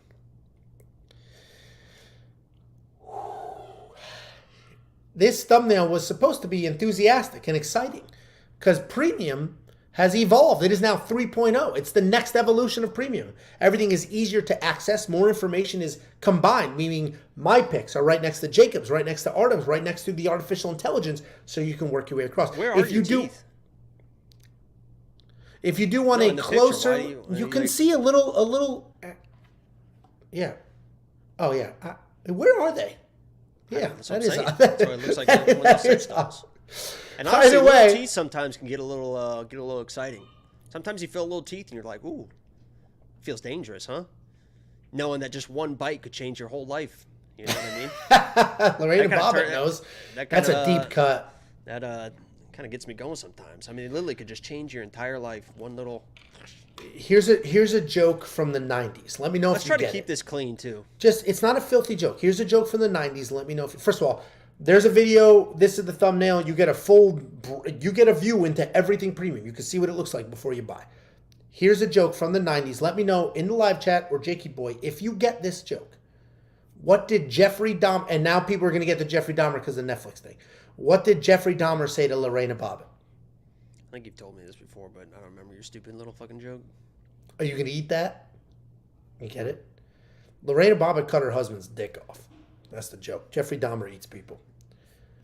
Next up, at UFC Saudi Arabia. And I was going to say Saudi Arabia, and then I got a DM from Randall Johnson on Instagram. Bro, it's not Saudi Arabia. It's Saudi Arabia. You say Saudi Arabia? No, I just say Saudi Arabia, but I say it so fast it sounds bad. God, there goes your internet. Oh, fuck. Is it messing up for real? Are you frozen? Holy fucking shit. No. Are you there? Are you messing with me? You are messing with me, you dumb dick. Were you messing with me that whole time? Yeah, I was messing with you the whole time because look at the comment somebody tagged me in the comment. I know this. Whoever moves first is gay. Oh, I didn't. That's like I froze you in. You know what? The timing of that was crazy because, first of all, your internet did drop, but. Well, I was going to say, good for Jacob because I texted before this. I'm like, I'm worried about the Airbnb internet because I'm not home. I'm on vacation. Had to drop the Airbnb. It's you can Airbnb a trailer. Too good for the hotels. There's 15 of us. And then as you said that, my brother-in-law, I hear them coming home from their baseball tournament. So I was like, fuck, all their phones connected to the Wi-Fi. Oh, God. Okay. And this is like that guy in I like this is like that guy that goes to malls. English or Spanish? Why is there no hot water? This shower drain's pregnant. All right. Opening up the UFC Saudi Arabia main card, we have Johnny Walker taking on Volkan Oezdemir. This is a fight that feels like a bit of a trap because we got Johnny Walker, 6'6", giant human being, Johnny Walker. He's wildly athletic. He's tremendous for this weight class at 6'6". He's fast. He's powerful. He's a ton of fun to watch. He'll get very creative with his striking, very unorthodox with what he does, and he's dangerous because of those crazy techniques. A few years ago, he went to Conor McGregor's gym, and they tried to straighten him up. They tried to make him clean. It didn't work. He was losing fights. He looked like shit. Then he went back to just who he was, being creative, being fun. And all of a sudden, Johnny Walker looked pretty good. He is coming off of that loss, though, to Magomed Ankalaev, who potentially could be the next UFC light heavyweight champion. He's taking on Volkan Oezdemir. Volkan Oezdemir is a pressure guy. He moves forward. He throws striking, legit power, good volume. He throws his hands hard. He throws them often. He has miserable takedown accuracy at only 33%. And that can be an issue, though, because if he's losing the striking exchanges and he doesn't have wrestling to fall back on, his chin is not going to keep him in that fight. He is 7-6 in the UFC. And while that doesn't sound like the best UFC record, the competition wasn't awful. He lost to Jiri. He lost to Daniel Cormier. All of those losses are quality losses. He fought 2 champions and 3 challengers in that lineup. I am going to pick Johnny Walker, though. I do think he wins this fight. He's massive. He's hard to hit. He's the way more athletic guy, the faster guy, the harder hitting guy, equally as dangerous in this fight. He is unreliable. He is unpredictable. Volkan does have some sneaky good power. We've seen Johnny Walker knocked out. I am going to go Johnny Walker, though. I think the height and the unpredictability is going to be the issue here. So Johnny Walker is going to be the pick. I'll tell you right now, I don't have a bet on this fight because I don't trust Johnny in that chin. But these odds make it like, these are the fights where you make your money. These are the fights. What do you think, Jakey boy? What the fuck does that mean? Because the odds are basically even, so I can double my money if I'm right on this fight, or get half, 50% profit betting a 200 favorite. That's what I fucking mean. Yeah, I don't know how anybody can put money or trust Johnny Walker at this point. I mean, Volkan to me is the more durable guy. Wow, look at this guy, just doesn't say anything, gets up and leaves, just like kind of all the women in my life. It's just they're there 1 minute, saying all this stuff like, oh, I like hanging out with you and I like doing this and we should hang out more. And then, you just hung out on Saturday, then it's Sunday, and then Monday rolls around and you text them, and then it's getting a little bit spacey, and then Tuesday they don't text, and Wednesday they don't text, and Thursday they're like, oh, I was a little bit busy, but what are you doing this weekend? You're like, let's get together this weekend. And then Friday comes and you're like, are we still hanging out tonight? And she's like, doesn't really respond. And then at 10 o'clock you get a response where she's like, oh, sorry, I just saw this. It's like, what do you mean you just saw this? You have your phone. Everyone has their phone. They're always looking at their text messages.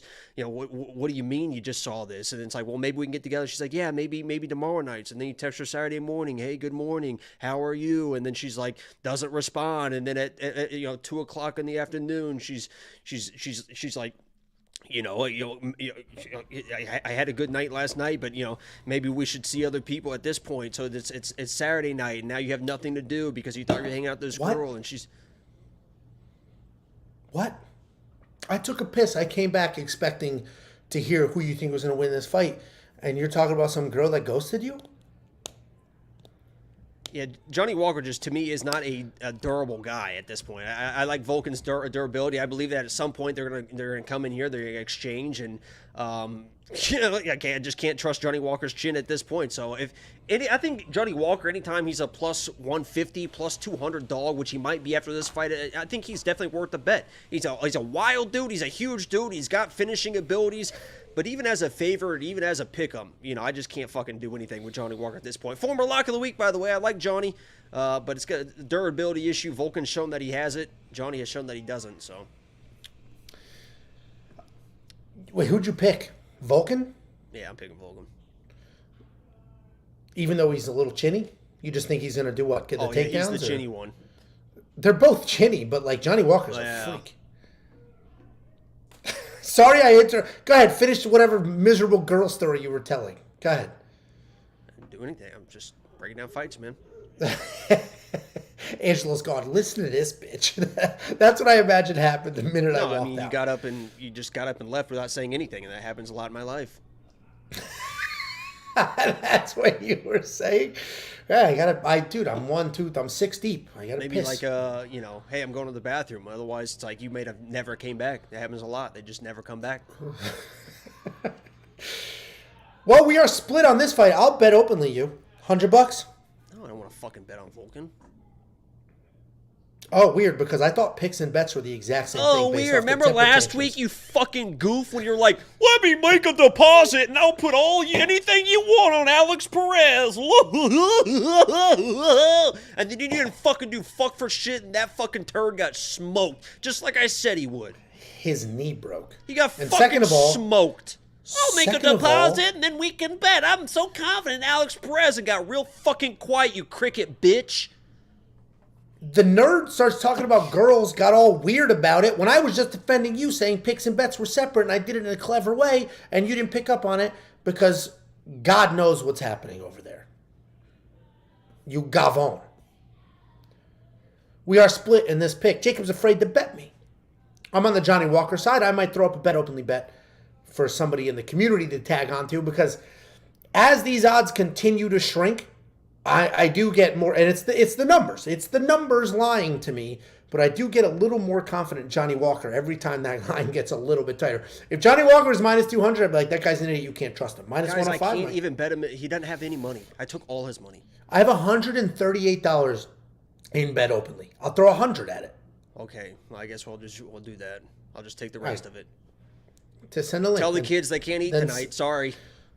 I smell it. They're actually Tiff's cooking. I smell it. It's tacos. Well, taco night. Yeah, there's no breakfast tomorrow. I just took Jacob just took you guys' breakfast. Sorry about that. Here we go. Bet openly. I'll take it. Make the bet. I have $1,600 in here, and it's all yours. It is literally all mine, dude. I was up big, and then didn't I lose 500 to you in one clip though? Wasn't one of them $500? It was just I can't remember the last. 2013 was the last time you won a bet against me.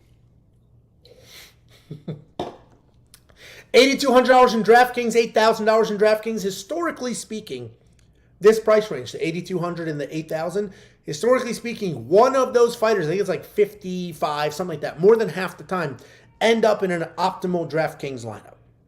This feels like one of those fights. This should not be. It could be. It should not be, though, a boring decision fight. Somebody wins spectacularly. You can afford $102.76? I sure can. Yeah, let's see, because we have over 3,000 premium members. Remember last time we did this as well? You didn't do the max bet, and you only bet like fucking $13. I clicked the wrong button. No, we're good now. We're good. It's always something, isn't it? No, we're good now. Place that bet. I'm on the Walker side. Jacob is on the Volkan Oezdemir side. We're about to bet each other very quickly, but if you do want to unlock all the official bets, the picks, the tools, the artificial intelligence, and we literally have the best artificial intelligence in this space. There is not somebody out there picking fights better with their artificial intelligence than we are. Go to WeWantPicks.com, click Become a Member. It's only $10 for an entire month.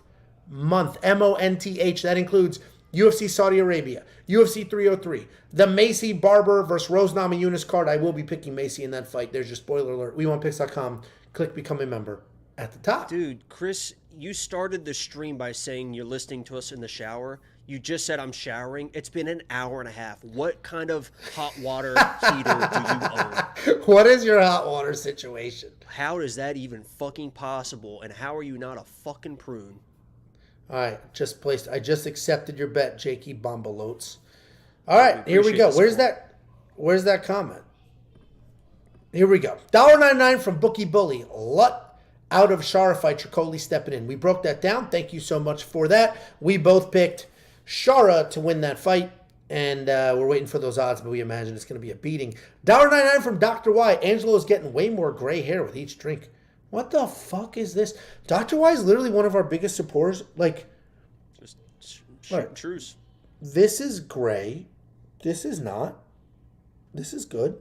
This is no product. This is no product, by the way. Just so. No product. Wow. Ben Affleck, baby. When you guys meet me at UFC 303 in Las Vegas, you're going to be like, holy shit, he does look like Ben Affleck. You're going to be surprised at how tall I am, how big my biceps are, and how much I look exactly like Ben Affleck. All of those things will surprise you. Next up, at UFC Saudi Arabia, we have is this the fourth? I think the fourth changed fight on this card. We just found out that Shara Sharipov has a new opponent, and Muhammad Naimov has had a new opponent for 2 days. He had an original opponent. That guy dropped. SD Dumas stepped in. That guy dropped. And now we got Felipe Lima stepping in. And this is the closest these odds have been. Oh, SD Dumas didn't step in on this fight. My bad. That was a different fight. Felipe Lima versus Muhammad Naimov. This is the closest odds that Muhammad Naimov has had in his recent opponent swaps. And I get it. Felipe Lima's very good. I went into this fight. I saw, Muhammad Naimov, a gentleman who I bet on. I had a moneyline bet on Muhammad Naimov. I had a moneyline bet on him in his original matchup versus, who the hell was he fighting? Melsik Bagdasaryan. Moneyline bet. I was that confident in him to win that fight. Then, he has got a last-minute step-up opponent, somebody from outside of the region, somebody they're just, throwing at him to get a loss on TV. Great. And then I looked at it, and I did my research on Felipe. And it's like, uh-oh, this could be a problem because Felipe is pretty good. I'm trying to find my notes, and I can't seem to find them. Did I fucking delete it by accident? Oh, Patty, he has no idea what to say. I found him. I found him. Felipe Lima is a fun, bantamweight prospect. Come-forward striker. No. Listen, I remember everything, but I just like the notes that keep me on track, okay? Sorry I'm prepared. Yeah, imagine shaming somebody for being prepared for work. Imagine that. I mean, I'm Imagine prepared that. as well, but I just kind of just remember stuff. Everything I do. Just so we know, clear guys, if you guys don't know this, Angelo just reads his script just word for word, and I have nothing in front of me except for my fucking imagination and incredible mind. Imagination. Sure. I'm going to be nice. Muhammad Naimov taking on Felipe Lima. Muhammad Naimov is a guy who's been doing quite well. He is coming off of a injury TKO win, similar to what Tatsuro Taira just got, but a little more dramatic, where that fight almost ended instantly. And all of a sudden, it's like, wow, how good is Muhammad Naimov? He's doing all the things. Then you look a little closer, it's like, oh, okay, there was an injury in that fight. But he is very good. He's a well-rounded guy. He will prefer to strike. He can grapple. He can wrestle. But those are not the key in this matchup. In this matchup, he's going to want to bomb. He's going to want to strike. He's going to want to land that big power. He's fast. He's athletic. He has that old-school martial arts striking, so a nice tight guard. He'll come forward, and he'll light it up in the pocket. Good combinations. He closes the distance well. He will clinch, and he'll strike inside the clinch as well. He will defend takedowns early in a fight, but then he'll work in his own takedowns once he starts to slow down or if he's not winning those exchanges. He's taking on a short notice opponent. Felipe Lima is stepping up on short notice and up a weight class. He's typically a bantamweight. He's coming in short notice. UFC opportunity. What? He's even fought at 125. There you go. He's not a large person, and that does factor into this fight, into this pick. He's making his UFC debut at featherweight, 145 pounds. 10 pounds over what he normally fights at, 20 pounds over what Jacob referenced some previous fights in his career. He's going to be small, but he is a dog. Size might not matter necessarily. He's a well-rounded guy who has... I don't know what you've been told. It always matters, guys. I don't know what you guys have been told to make you feel better. I promise you, it always matters. It's probably the only thing that matters, honestly. Who cares how you move it? It doesn't matter. Okay. I've never heard that. I don't hear that at all. I just hear, I've never heard. Ow, oh God. Not the cervix. Yeah, right. I'm glad you slipped in cervix. I was going the other way with that joke. Either way, he is going to be a very creative striker. He's an absolute dog. He's a well-rounded guy, very creative in his striking. We're talking about Felipe Lima.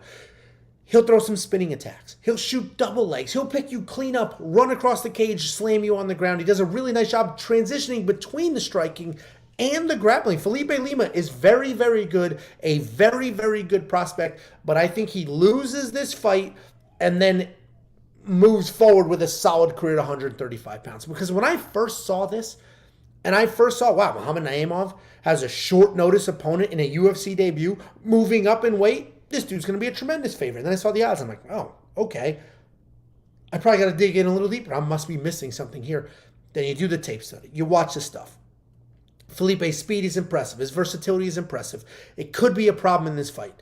But Muhammad Naimov has looked pretty good so far. I imagine he's going to continue to look good. I think the power is going to be a big difference. The size is going to be a big difference. I think Muhammad Naimov wins this fight, but I totally understand how this is a tougher matchup than his original matchup because Felipe is very well-rounded, very good. Muhammad Naimov is going to be the pick. What do you think, Jakey boy? Yeah, do you think that Naimov trims his chest hair and it's just kind of halfway grown back, or do you think that's the length? No, that's trimmed. No, people who have chest hair, look at his shoulders, dude. That's all. His shoulders saying. are all you need to know. Like right That's there, trimmed. I think is a really good length. But does he shave it completely? But because if that's like just the normal length, that's an incredible length. That's not anything crazy. You can still see the muscle definition. It's a little bit. You can run your fingers through it. It's nice and soft. You're laying on it. You know, the issue with chest hair a lot of times, Angelo, is if you're laying on somebody with chest hair. If it's too thick, it'll start curling as you're laying there into your mouth, into your nose. It gets a little itchy. But at that length, when you're laying there, I mean, it's just nice and soft. Yeah, it's nice and soft, and you're not getting in your mouth. It's not getting itchy. So just a great length there. I assume that it probably is a little bit longer naturally, but he's got it trimmed up real nice there. Naimov is a guy that, he was a former lock of the week. Okay, and he won that fight versus Nathaniel Wood as a lock of the week. That turned into an absolute dogfight. That was necessary, huh? Just slamming shit around. I've only got 2 left, and we got a couple fights to go, so. You only got 2 left. He was lock of the week versus Nathaniel Wood. That turned into a dogfight. I thought that he was going to smoke baby chin Nathaniel Wood, knocked him down early. Got knocked down on his own, right? I mean, he also got knocked down. It took about, people give me a lot of shit. Bit. It took about 6 fence grabs, a couple nut shots, and an eye poke to get out of that, to get that win out of there for Naimov. But he was working through it, and Nathaniel Wood's not the biggest, featherweight either. So that's why I want to kind of mention that, because Felipe Lima, I know that he is a bantamweight, but Nathaniel Wood kind of had some moments there against Naimov as well, and Naimov's probably a big featherweight.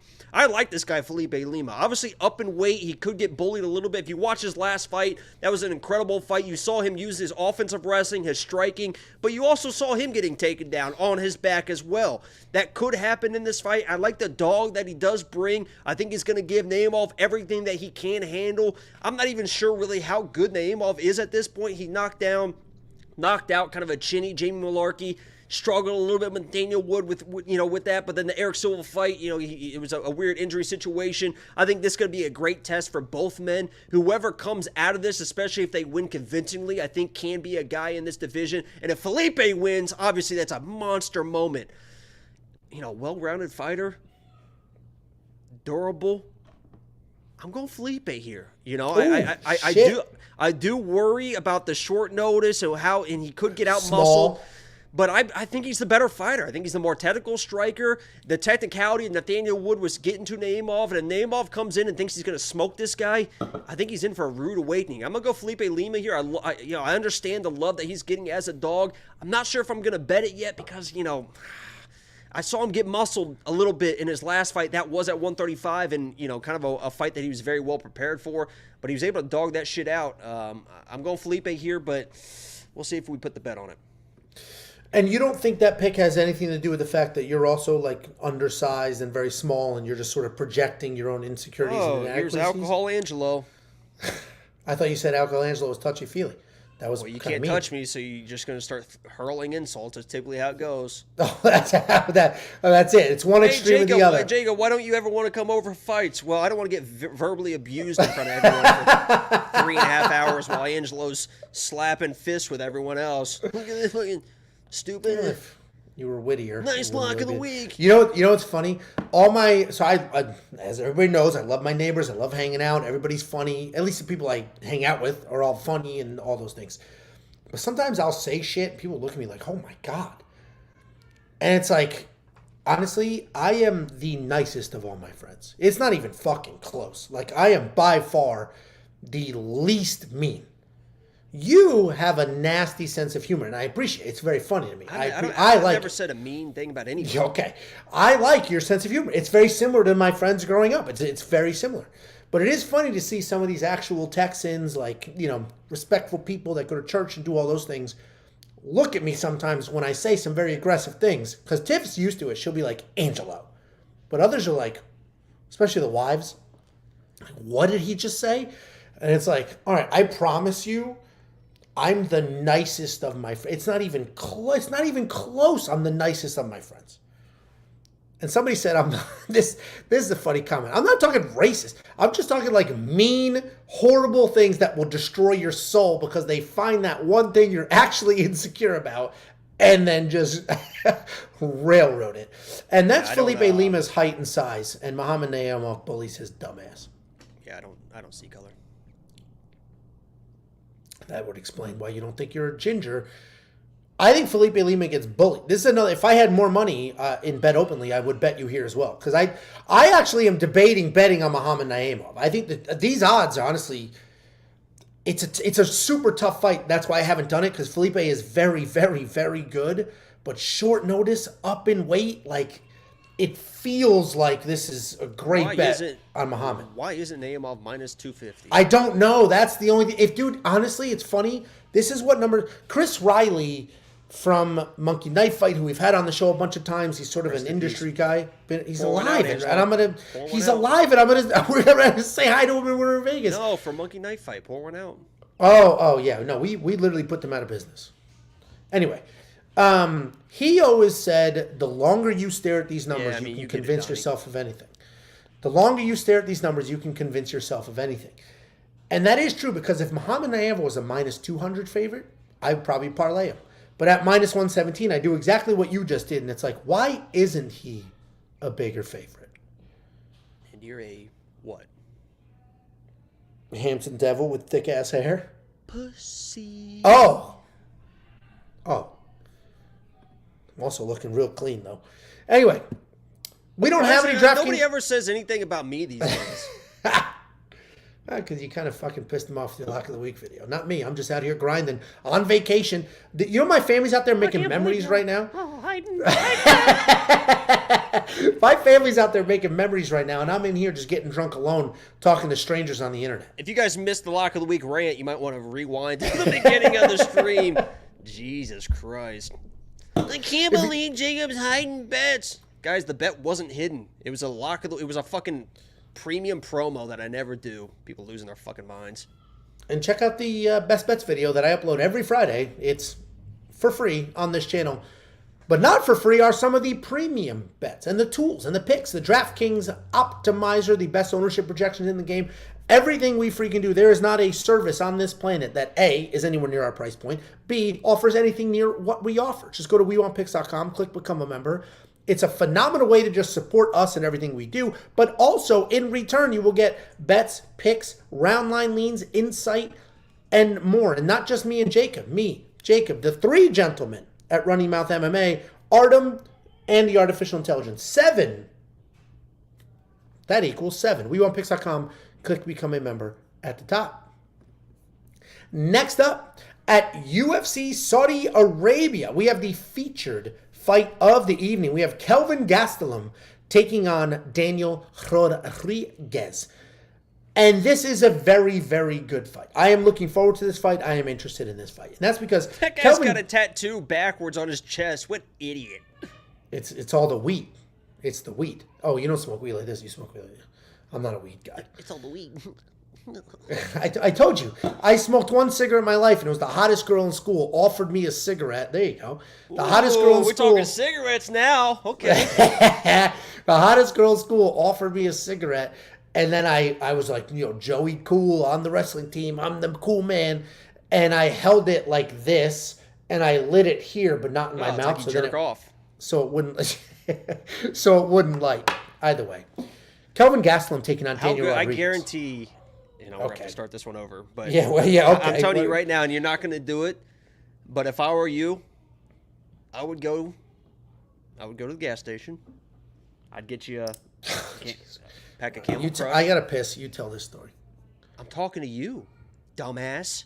I'm not going to go to the gas station and get a cigarette and kill I'm saying I know you won't, but if you want to change your fucking life and have the best moment ever, and I'm telling you right now, you won't do it, but I would encourage anyone 18 and older to do it at some point in their life.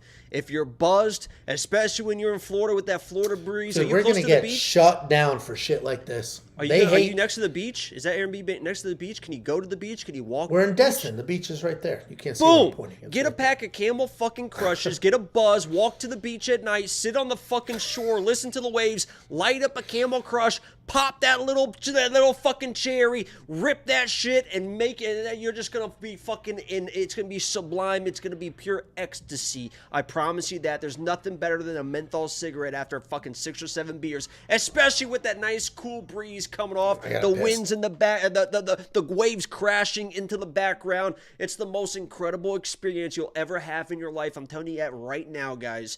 And Angelo and his prostate is really struggling here tonight. But I'm not a smoker. I don't smoke cigarettes anymore. But I promise you guys, cigarette smoking sometimes is really, really incredible. Really incredible. William, did he already get your super chat? Couple high noons for Angelo with the 10 spot. I assume the $10 are for him to get more high noons, which he definitely doesn't need. But yeah, obviously if you're smoking weed, that's cool too. But weed is a little bit more, weed is, from what I've heard from people, weed is, it's definitely relaxing, whatever. But there's nothing. Guys, I'm telling you, if you've never done it, there's nothing. And I'm not trying to be a big proponent. I'm not being paid by Marlboro here, right? From whatever the main company there is. But there really is nothing. There really is nothing quite like that fucking nicotine hit running through your veins when your fucking hands, feet, arms, and legs go completely numb when you're never really a smoker and you're just sitting there like, whew. Don't listen to anything that idiot just said. I grew up in a smoking household, and I lost all my grandparents to smoking. Don't do it, guys, because you might get addicted. There's a reason people get fucking addicted to drugs, alcohol. The chemicals, you idiot. There's a reason people get addicted to drugs, alcohol, cigarettes, because it's fucking awesome. Nobody's ever done fucking heroin and been like, that sucked. It's fucking incredible. That's why they keep fucking doing it. People ruin their fucking lives off of drugs because it's fucking incredible. Don't fucking do it, but if you're gonna do it, you might as well just smoke a fucking cigarette. We have a $10 super chat from William, and he says a couple high noons for Big Ange. I appreciate you. That'll probably get me got to that. High noons are quite literally I drink them. Here's my drinking strategy. If I'm going to be drinking an entire day, Speaking or for of addictions, if I'm drinking for an entire day on a Wednesday, I'm on vacation. For an extended period of time, I will go high noons.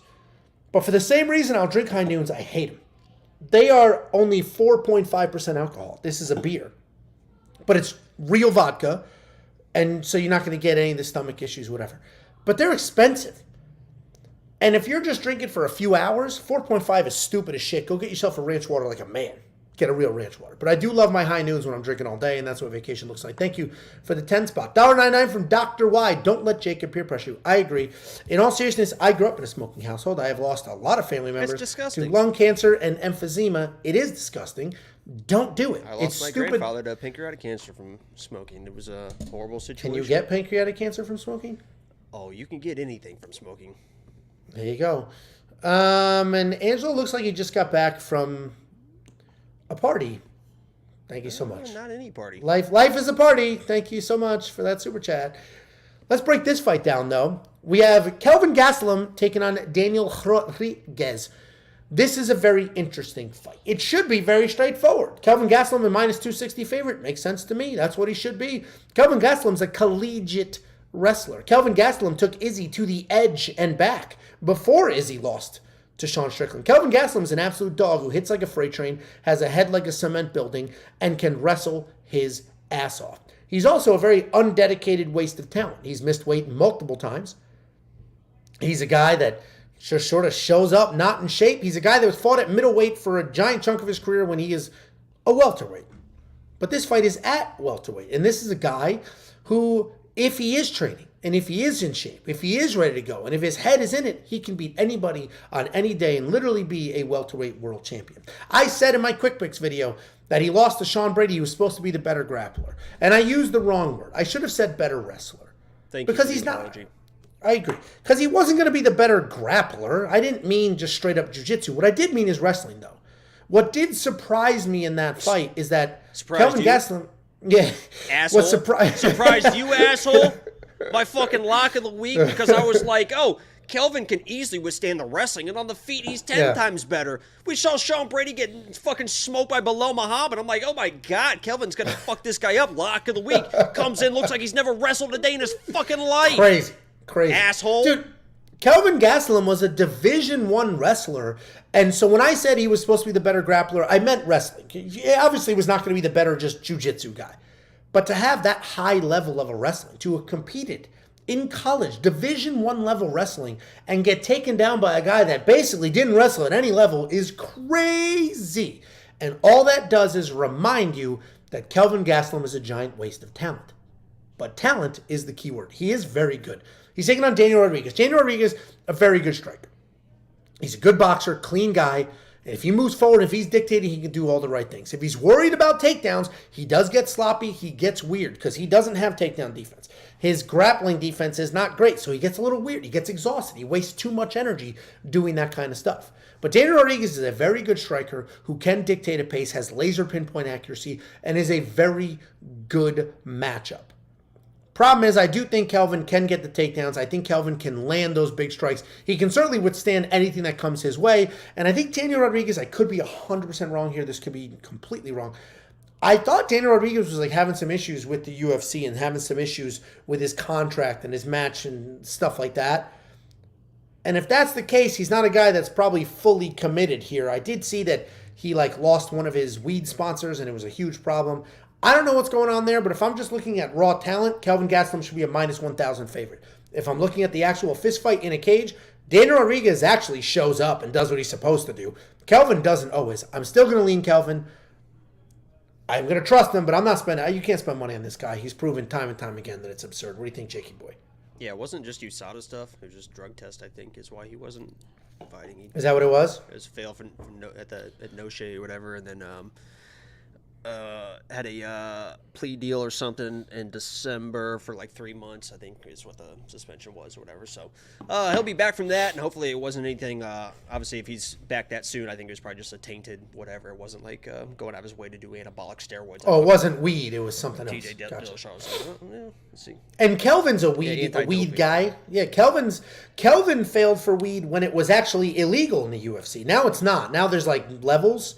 And you could smoke. It's legal in a lot of states. But Kelvin legit was failing when you were not allowed to be smoking weed. Who do you think wins this fight, Jacob? It was 1 year, tested for Austrian, LGBT, ligand draw and a metabite dioxide something is from last July or whatever. So that's why oh, he's Jacob, out. This is why this channel is so successful. It's that sense of humor. There are people that say, watch the funniest show, and they're not funny. You are funny. And you needed to hear that. You're funny. It's not your fault. What the fuck is happening? Dude? That's from a movie. Can you go get Let me know if anybody gets that reference. I am curious. That's Matt Damon, or that's once I say the actor, you're gonna know the movie. It's not your fault. It's not your fault. Crying. Go ahead. My bad. Please go.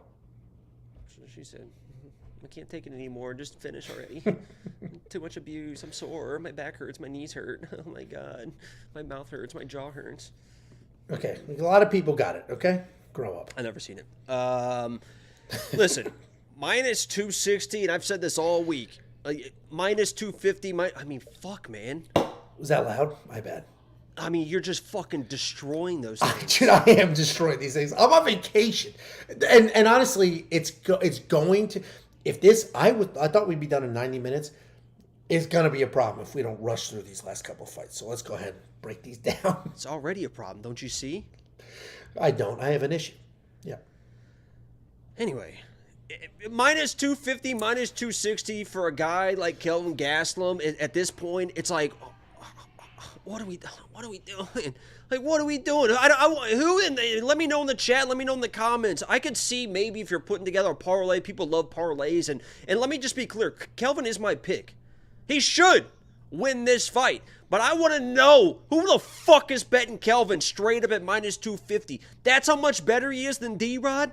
Right? Well, all of a sudden he's gonna start wrestling again? No, probably not. He's probably gonna stand in exchange. And if he brings in the striking from the Chris Curtis fight into this fight, he probably should win the fight. But is he gonna smoke D-Rod like Ian Gary did? No, he's not on a level like Ian Gary. Is he gonna just maul a guy like D-Rod? No, probably not. We've never really seen Kelvin do that. He's probably gonna stand. He's probably gonna strike. There's gonna be some competitive striking because D-Rod is a very good boxer. These odds seem crazy to me. I believe Kelvin should be the favorite. I would price it like minus 125, minus 130, something like that. I think D-Rod could sneak out a round, may even sneak out two. We'll see how it plays out. I mean, at this point, Kelvin Gastelum, in his last fight, it seemed like he just focused solely on making the weight. I gotta make the weight. I made the weight. I made the weight. And guess what? I don't know how to fucking wrestle anymore. He shouldn't have lost that fight versus Sean Brady. He's probably gonna lose this one too. He's gonna be my pick, but I don't know who the fuck is betting Kelvin Gastelum at minus 250 at this point. Some people were like, oh, he's the younger fighter. Dude, Kelvin Gastelum is fucking 55 years old in fight years. That dude's been through some fucking war. He is the oldest 32-year-old I've ever seen him, and not looks-wise, but damage-wise. That dude was at wars early in his fucking career. He is a talented dude. He should win this fight. He is going to be my pick. I'm not fucking betting Kelvin Gastelum, and I might have a little bit of action on my boy D-Rod, former lock of the week. Got him in the background. If you took Kelvin Gastelum's just raw talent and chin and then just gave it to somebody like a Kamaru Usman, who obviously is also very talented but an insanely hard worker, Kelvin Gastelum would be an all-time great. If he put that effort in from the beginning of his career, he was a waste of talent on The Ultimate Fighter. Like, he's been a waste of talent forever. That's just who he is. But he does have a chin like a brick wall. He does have Division I wrestling that apparently disappeared in his last fight. Those 9 losses, Sean Brady, and this is going to sound insulting, and it's not. Sean, if you're watching this, this is not an insult. I don't mean this, but look at like Kelvin lost to Israel Adesanya, right? And Sean Brady is the worst opponent that Kelvin lost to. Like, that's the level of competition that he fought. He has fought an insanely high level of competition for a very, very, very long time. Kelvin Gastelum is good, but you can't trust him. I agree with Jacob. Minus 260 is nuts. The opening odds made a lot of sense. I would have thrown a money line on him at those opening odds. Absolutely. These current odds, no. Kelvin against Sean Brady was literally like the Kevin Holland fight when he was getting ragged on by Thiago in the debut when he's like, Dana, what the fuck? And he's like yelling at Dana because he doesn't know what the fuck to do. He's just getting mauled. That's what Kelvin looked like. He was fucking clueless. It's crazy. This says Angelo is wasted talent. That's what this says. Wasted talent. Because that is a true statement. Not Kelvin's level of wasted talent, but correct. Wasted talent. $8,900 in DraftKings. What the fuck does that say? It says wasted talent in Italian. Talento sprecato. Wasted talent. Really? Yeah, because that's what my wrestling coaches told me forever. You fucking lazy bitch. You could beat anybody. You could beat anybody at any time. Jesus, if you put in a little more effort. You wasted talent, lazy bitch. Here comes the vodka drunk. He's going to start crying here in a second. Holy shit, I didn't know that. Oh, I know what I was. I know what I was. God, man. I'll take down anybody, any day, anywhere. Sorry about and then that. I'll get tired. And then I'll get tired. You bitched out him, Vince Pichel. I didn't Vince. No, we're going to stop that false narrative right now. I DM'd that motherfucker multiple times, didn't respond. That's not on me. That's not on me. I DM'd twice. That's a follow-up. That's not on me. That's not on me. You can send one right now. Hey. I'm not going to hound the guy. Okay. He's in shape. I'm fucking 1, 2. I'm 9, 8 high noons deep. You understand that if I had the ability to beat the shit out of most people, I would spend every waking moment just beating the shit out of people. Gets old. I beat your ass, and then I went home and got dinner with my wife and was like, whatever. It's not that exciting of a day, frankly. Kelvin Gastelum, $8,900 in DraftKings. I don't know, man. I don't think it's worth it because you can't count it on the wrestle, and that's how you're going to score the points. He's not going to knock out D-Rod. What he'll probably do is push forward, stay busy. This might look like, I need to go back and see what he scored. This might look like the Chris Curtis fight. Right? Like a good back and forth, closer than it should be kind of fight, a war-ish. But Chris Curtis is also better than Daniel Rodriguez, so that's... Well, Chris Curtis will also kind of just stay in the pocket and just roll with shit, and he just kind of... And D-Rod's going to be more spatial, jab out there. Try to keep that distance. So that was kind of a fucking terrible comparison. Yeah, it wasn't great. Kelvin Gastelum, $8,900. Jacob does have a bet on this fight. If you want to check out his bet, go to WeWantPicks.com. Click Become a Member. It's freaking $10. I drank $40 worth of high noons on this stream. It's $10 an entire month. WeWantPicks.com. Click Become a Member at the top. It would be funny if I got like legit drunk and people just edited. Edited like an evolution of me like, hi guys, welcome to the channel. To me like, Robert Whittaker. That'd be good. No? Okay. Next up, at UFC Saudi Arabia, we have a phenomenal co-main event. This is main event worthy on a fight night. This is co-main event worthy on a pay-per-view. This is a very, very good fight. They can move this to 303, and don't apologize for me, you fucking baby dick ginger. I gotta make sure people know. Oh, by the way, Shara odds are live. What are they? Guess. Minus 500. Minus 700. Yeah, no, fuck it. That fight's gone. It's not worth it. He could get submitted. It is what it is. We have Sergey Pavlovich taking on Alexander Volkov. And the reason this is an interesting matchup is because it is two heavyweight contenders. It is two guys ranked very highly at this weight class fighting each other. But they're also friends adjacent. I don't think they're nearly as close as the world is making them out to be, but they are friends. They have trained together. And there is a public statement from Volkov saying, I've never won a round against Sergey. Motherfucker, don't believe what these fighters say. It is bullshit. He's just being a good training partner and a good guy. I would do the same. If I was training with somebody in the gym and we were going to fight each other. Every time you talk about our fight, you act like you just beat me from bell to bell. What are you talking about? There is video footage of me mauling you. So that just is what it is. Everyone that has been rewatching the fight is talking about how close it was, and I was up on significant strikes, and I had the takedown attempts, and you didn't do anything, and this and that. It was you didn't try to take me down once.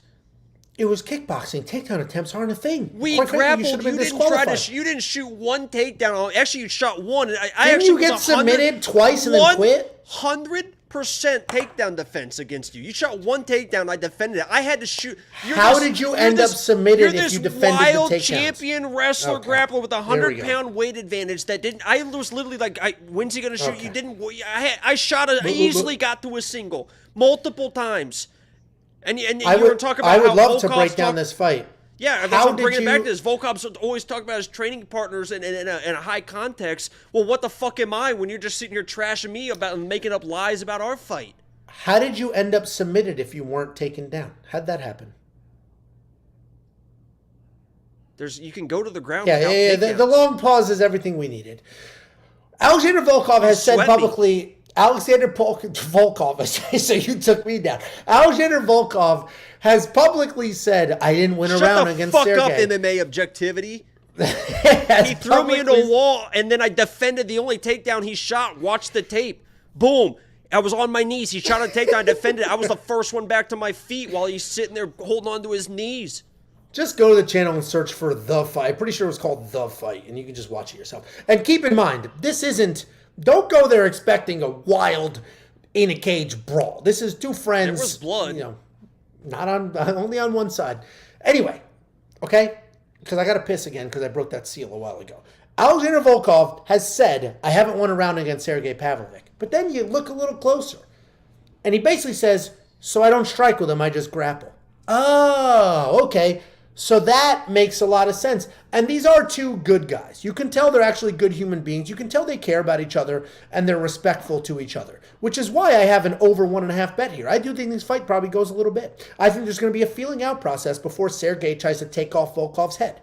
The reality is we have a phenomenal, insanely powerful, that picture actually worried me a little bit because I'm about to pick Alexander Volkov and he's 6'7" and he doesn't look 5 inches taller than Pavlovich here.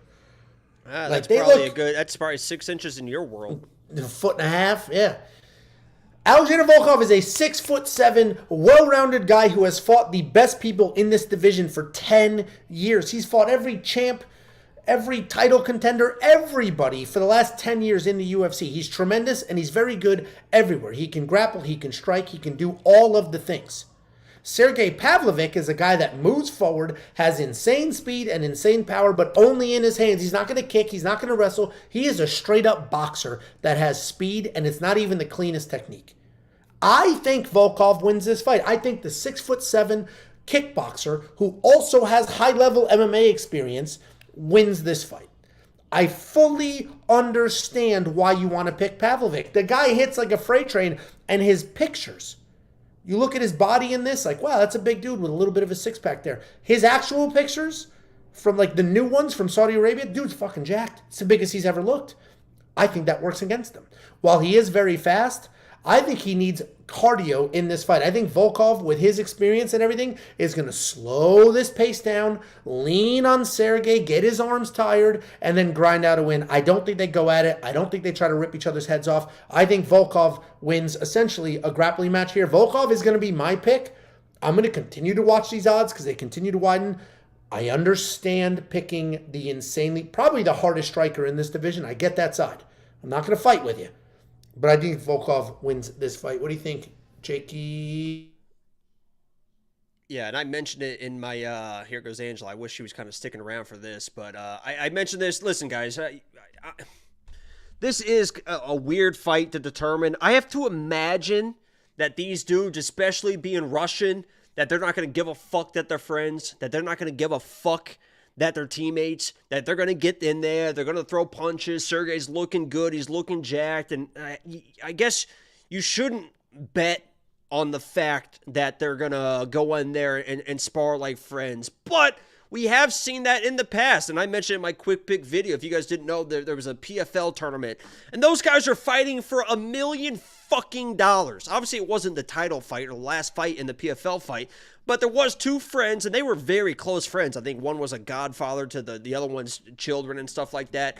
And they went in there fighting for $1 million, and they both lost out on the $1 million because they didn't want to punch each other. They went in there, and it was just a glorified sparring match, and it was boring, and there was nothing that was happening.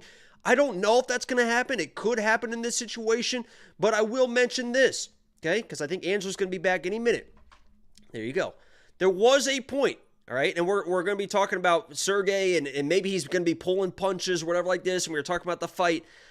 There was one knockout punch that was available over, and you guys can watch the film, and you guys can watch it between me and Angelo. There was one knockout punch that was available. Are you fucking serious right now? Dude, I thought you were talking about the fight on the screen. You're trying to pretend I leave, and you're trying to pretend you beat me? What a joke. I'm talking about Sergey pulling punches because there was a situation. You guys can watch it, and you'll acknowledge it as well. I know that you will. He landed one okay strike, or almost landed, and I said you should have let that go. This is where this is Alcohol Angelo, where he just gets loud, he talks over you, and that's just what he does because he can't just have a normal just conversation at this point. This is going to be Vegas for 4.5 days, and we're probably not going to be friends after it. Okay, there was one situation. Okay, and Angelo will remember this, and he'll be like, oh, yeah, but, and watch what happens here, where Angelo hung his head out a little bit too far, right? A little bit too far, and I had a right hand right down the fucking pipe, right at him, and I pulled the fucking punch. I didn't throw the punch, and if I threw that punch, if Angelo was not my friend in that situation, and I threw that fucking punch, that night, that day, that friendship, and this channel was going to be fucking over. Because it was going to end his fucking life. Angelo, yes or no, was there a shot available to me that I pulled that punch and I said that was it? And you were like, yep, I hung out a little bit too wide. Yes or no? The question was, no. Yes or no? Was that shot there? Was there a strike you pulled your punch on? The answer to that is yes. Boom! Was that strike going to matter? The answer to that is no. Oh, I had that day, Kang, baby. I had that day, fucking Kang. Angelo was like this. He overextended, and he was like this. That's what I saw. I was laser focused the entire time. That's what I saw, and I went like this. And I pulled the fucking slow motion the whole time. I pulled the fucking punch. And why I say that is, if there's a situation where Sergey is pulling punches and this turns into a kickboxing match, Volkov should win that fight. If he's not pulling punches, he could knock this guy out. But Volkov's a guy that doesn't really lose to strikers. I mean, he doesn't really lose to strikers. Gone. He lost to, I mean, it's a very high-level fucking kickboxing striker. Sure. Oh, okay. But these power punchers, he doesn't really lose to them. Obviously, Derek Lewis caught him at the very fucking end, but he was styling on Derek Lewis. He knows how to keep distance. He knows how to keep range. He can mix in takedowns as well. I'm going Volkov here. Obviously, I'm getting worried about it. But, you know, like I said, if Sergey's pulling punches like I saved Angelo's life, he's going to end up losing, just like I lost. These people will believe anything you say, too. Merciful. He spared your life. This is how you repay him. You can watch the film. It's literally in the tape. I've seen it, and it's literally lined, and also lined up. Just quick question: Who edited that footage? Just a quick question. Yeah, I edited out all the time, so you were like, yeah. Thank you for sparing. Throwing up in the corner. Who needed extra time between rounds? Me or you? And can you honestly speak? I was sick as fucking shit all the way to the point where I was like, and this is being 100% serious. He did all week long. He was like, I'm sick, I'm sick, I'm sick. On Monday, I work from home. I was in bed all day Monday, all day Tuesday, to a fact where it was like, are we going to do this? And I was like, there is no way I can cancel this because people are going to immediately be like, he pussed out, he bitched out. So I fucking just nutted up and walked in there still sick as shit. I couldn't fucking breathe. I couldn't do anything. So yeah, you're right. But I was fucking sick as shit. But I manned up. Right, Chimaev? You couldn't breathe. Don't say that. People will get very sensitive about his situation. I literally was sleeping all day Monday and Tuesday, just fucking dead. He says he was sick. I didn't see it. He says he was sick. I have no reason to think he was lying. So he was probably sick. I'm happy to run it back, frankly. I'm in better shape now than I was then. It'll only be worse. So I'm happy to run it back. By all means. You still going to be scared of my guillotine, or are you going to actually take a shot? I thought these little fucking animals figured out how to open that door. I have the door locked. All right, I'm filming this in a VRBO on vacation with 15 people on the other side of the door. You heard him avoid that. What was the question? No, I said, are you going to still be scared of my guillotine, or are you going to actually take a shot next time? I'll take as many shots as you like. You fucking muppet. You can take these we back both shots. picked Alexander Volkov. Do you like him at the plus 205? You're going to spend some money on him at the 2-1 dog odds. No. I was going to. And then I saw the picture of them smiling together, and I was like, Volkov looks fucking a little worn out in that picture. And then I saw the picture. Yeah, his face is like very leathery. Look at like, you. What? Okay. Then I said, what the fuck? I just got that. I was reading the comment where he said, what the fuck? Leathery. Then I saw the picture of Sergey Pavlovich jacked, the best shape he's ever looked. And so it does have me a little worried. I do think Volkov still wins this fight. I ultimately think the relationship matters. I think Volkov slows the pace. I think he literally leans on Sergey. He's the guy with far more experience. He's the guy fighting at a higher level. He's the taller guy, the longer guy, more well-rounded, more versatile. I think Volkov figures out how to slow the pace and gets this done. Jacob and I on the same side. What gets tricky, though, is if Pavlovich wins, he'll knock out Volkov. He'll knock him out early, and the $7,500 in DraftKings doesn't matter. Your bets won't matter. It'll be way too fast. The problem with under 1.5, do you like under 1.5 on either side or no? I don't like it. My advice was fucking, you have no idea what's going to happen with this fight, so I would just stay away completely. Agreed. I actually went over 1.5. It was plus money. I do think the French... You dumb bitch. I literally just said stay away from this fight completely. I agree. I like the over one. That's not staying away from it. I agree with what you said, but I still placed a bet. Simple.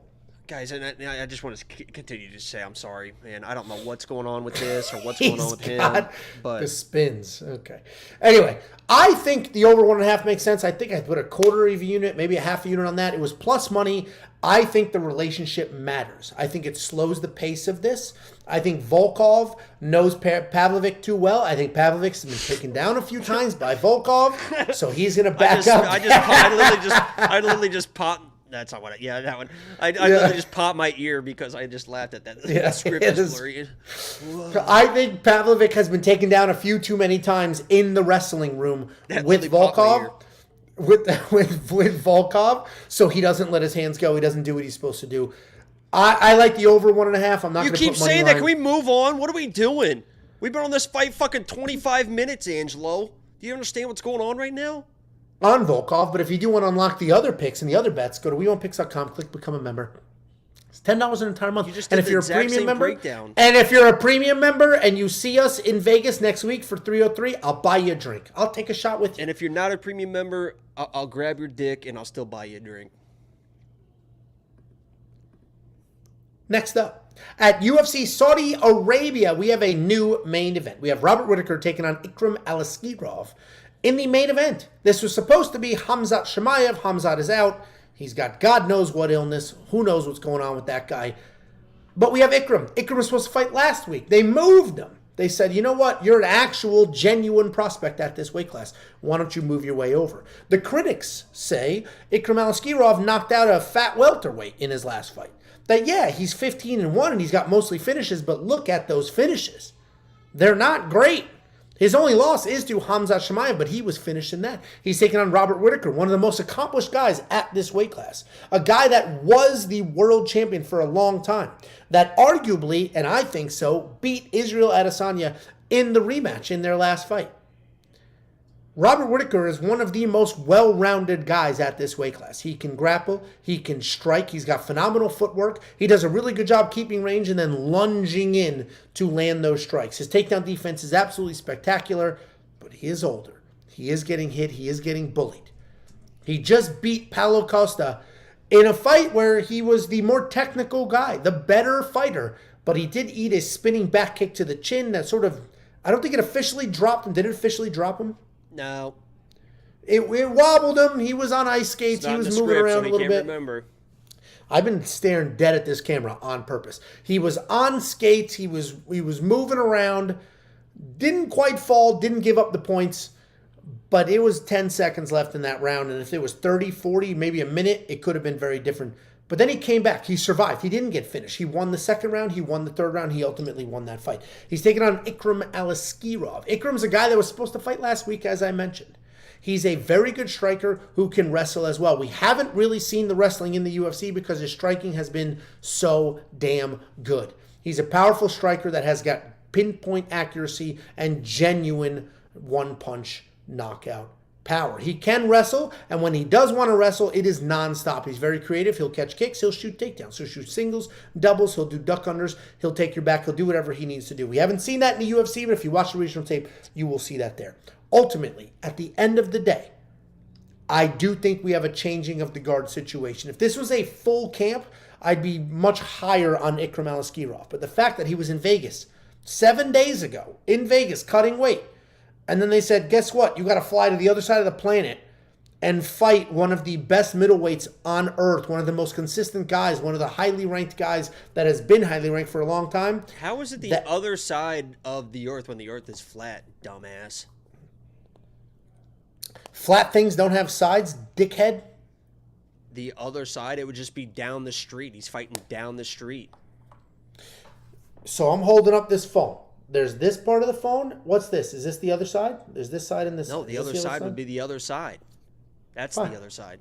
So he's flying like that. Yeah, that's not how this earth works.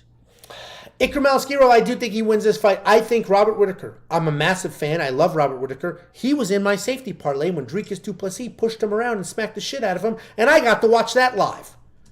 I think we have two different trajectories going on here. I think Robert is starting to phase out, and this new generation is working its way in. I think Ikram wins this fight. Not confident enough to bet on it. I wish the odds were wider so I could, but I am going to pick Ikram here. What do you think, Cheeky boy? Yeah, let me just say by saying, or let me just start by saying. Can't wait to hear this. Let me actually first off by saying that if you guys don't know what's going on right now, Angelo has turned into alcoholic Angelo, and what you guys don't know about that. I'm on vacation. What you guys don't know about that is he gets definitely loud. He interrupts a lot. He gets, verbally and physically abusive when he starts drinking, and it becomes a problem for a lot of people. There's a reason why Angelo is locked in a bedroom right now. He talks about, I have the door locked from the inside. The door is locked from the outside. Angelo is, once he gets past drink 6, he is not allowed to leave any type of room. The only reason we let him out is to film those little vlogs that he shows, and he's back in. I mean, it's basically like Hannibal Lecter. He's wheeled in, he's put on the couch. Oh, I'm Angelo, and then it's like, oh my God, once the camera's off, what's he gonna do? We wheel him back into the room. So that's what's going on right now with his outburst, with his anger, and I just want to personally apologize. This stuff we're talking about, and I just want to personally apologize to all you guys that have been watching. Typically it's not like this. Typically it's a lot more fun, a lot more professional. All the anger and rage hopefully is going to be gone next week. You should be in a better mood, so a little bit clean. We're trying to get him help in this fight. Bobby Knuckles, I'm a big Bobby Knuckles guy. I've always been a Bobby Knuckles fan. Obviously in his last fight I picked against him for lock of the week, and this is what I mentioned this in my quick pick video, and Angelo, you're probably going to start yelling and screaming or whatever you're going to do in this situation when I mention this, but this feels like the Alex Perez fight, the Alex Perez Tatsuro Taira fight. By that I mean Alex Perez was really struggling with top guys, right? He was losing to top guys, and he fought Makayev, and it was a weird fight, but he lost that fight. He wasn't really doing enough. He won one fight against Nicolas, who probably isn't a top guy at this point, especially with his chin. And then all of a sudden, people are like, oh, he's going to smoke this young prospect coming in because he beat Nicolas, right? Well, Bobby Knuckles was, I don't want to say he was struggling a lot because he was winning, but we've seen chin issues. We see him getting taken down by DDP, who's an okay wrestler, but I mean, it was a kind of a bullshit takedown. He gets dropped by a jab. He comes in, he beats Costa, and people are like, oh, Bobby Knuckles is back. Bobby Knuckles is going to beat Chimaev. In 2 years. I'm helping you. That was help. Yeah, Bobby Knuckles is going to beat Ikram, this young guy, and he could, but the win against Paulo Costa, guys, not a great win, right? And people are like, oh, he was your lock of the week, Jake. Yeah, I thought he was a pretty good guy. I thought he was a top 5 guy. At this point, we gotta respect the fact that Paulo Costa probably isn't a top 5 guy. And he was almost knocked out by Paulo Costa. And that fight was even more competitive. I think people realize that third round was a close round. If Paulo Costa's doing anything in that third round, he could have stole that decision. Just wasn't all out of pressure, wasn't doing anything. Tired. So I think that the situation is, people saw that win against Nicolas with Alex Perez, and they jumped all over it against a young prospect.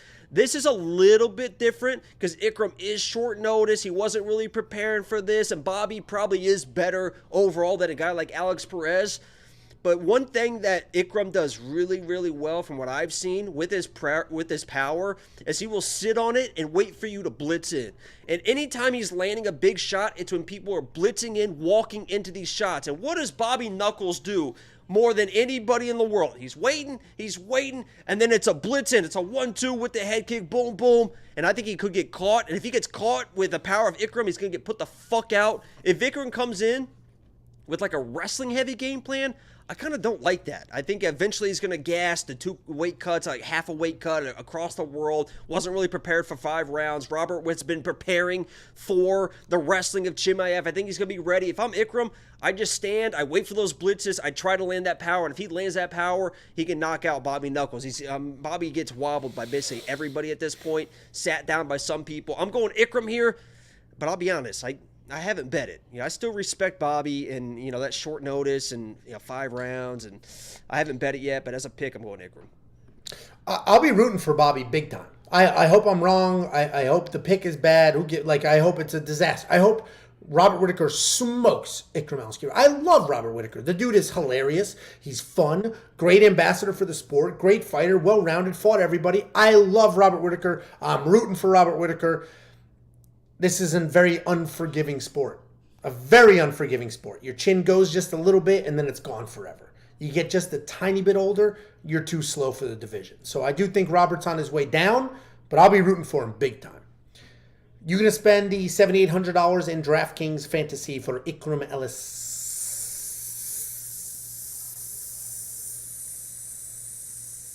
Aliskerov. Sorry, I'm texting Minty right now. I said Angela's drunk. Let's start a new channel, yeah.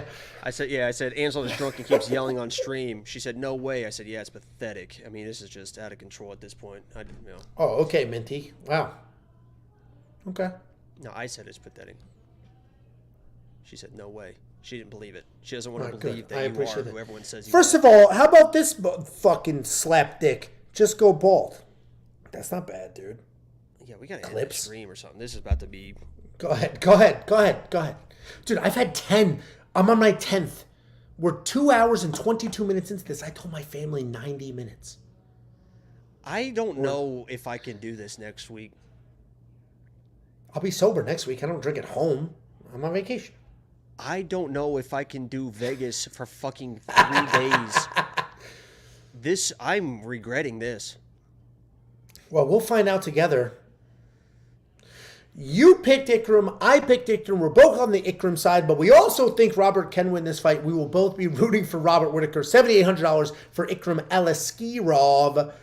If you do want to unlock all the picks, the bets, the round line leans, and more, WeWantPicks.com. Click Become a Member at the top. It's only $10 an entire month. And you might say, wow, that sounds like a lot of money.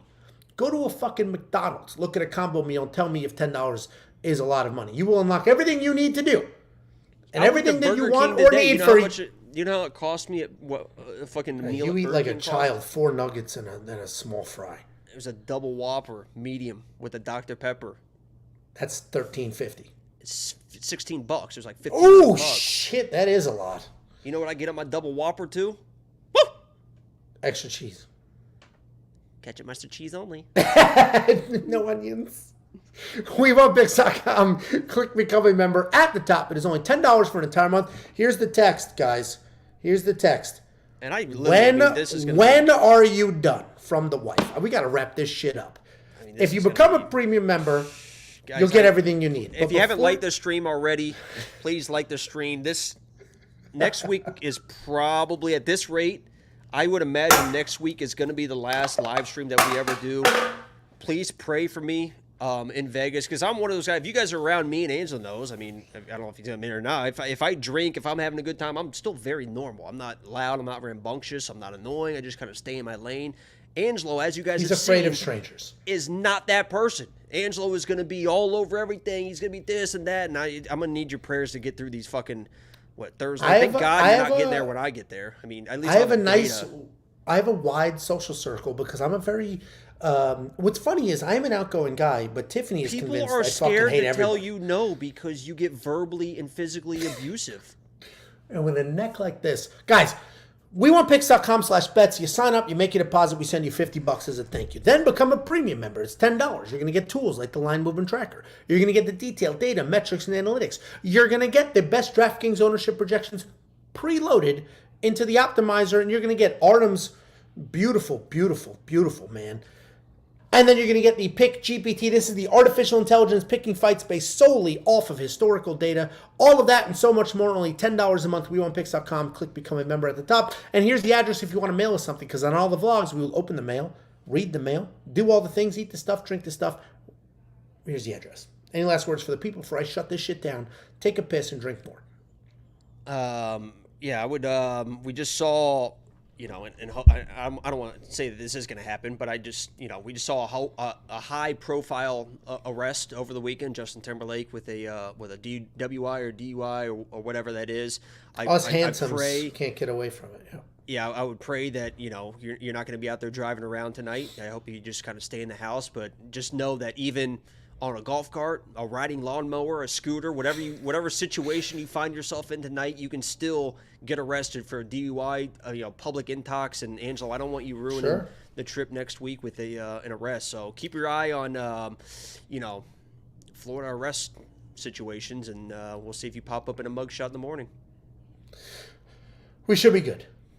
But thank you for your concern. Thank you all for the watch. We appreciate every last. Isn't it kind of crazy too and people are right? I'm getting angry text messages from the wife. We got to wrap this shit up. I understand that, but I guarantee people would assume leading up to this moment that we're going to be in Vegas together, that I'm going to be the one that's going to be like, and I'm going to be, and Angelo's going to have to be like constantly like reeling me in. Guys, that's not how it works. Anytime we're ever anywhere, it's Angelo that's one causing a scene, causing an issue, yelling at managers and stuff like that. I literally am the most normal one here. Tell me every time we do it, you don't get in arguments with managers every time we drink. I've never asked for him. That's Tiffany. You're thinking of Tiffany. No, every single time I gotta go. At the fucking Texas whatever thing, you destroyed a napkin dispenser. Boom, exploded. Those motherfuckers tried to shoot like a random takedown on me, which, by the way, I fucking defended that as well. And all of a sudden, a napkin dispenser, boom, in a million pieces. I'm the normal one, guys, and you're gonna find out next week. Dude, they're rattling the door handle. I gotta go. Thank you all so much. Genuinely, don't let them out. Don't let them out.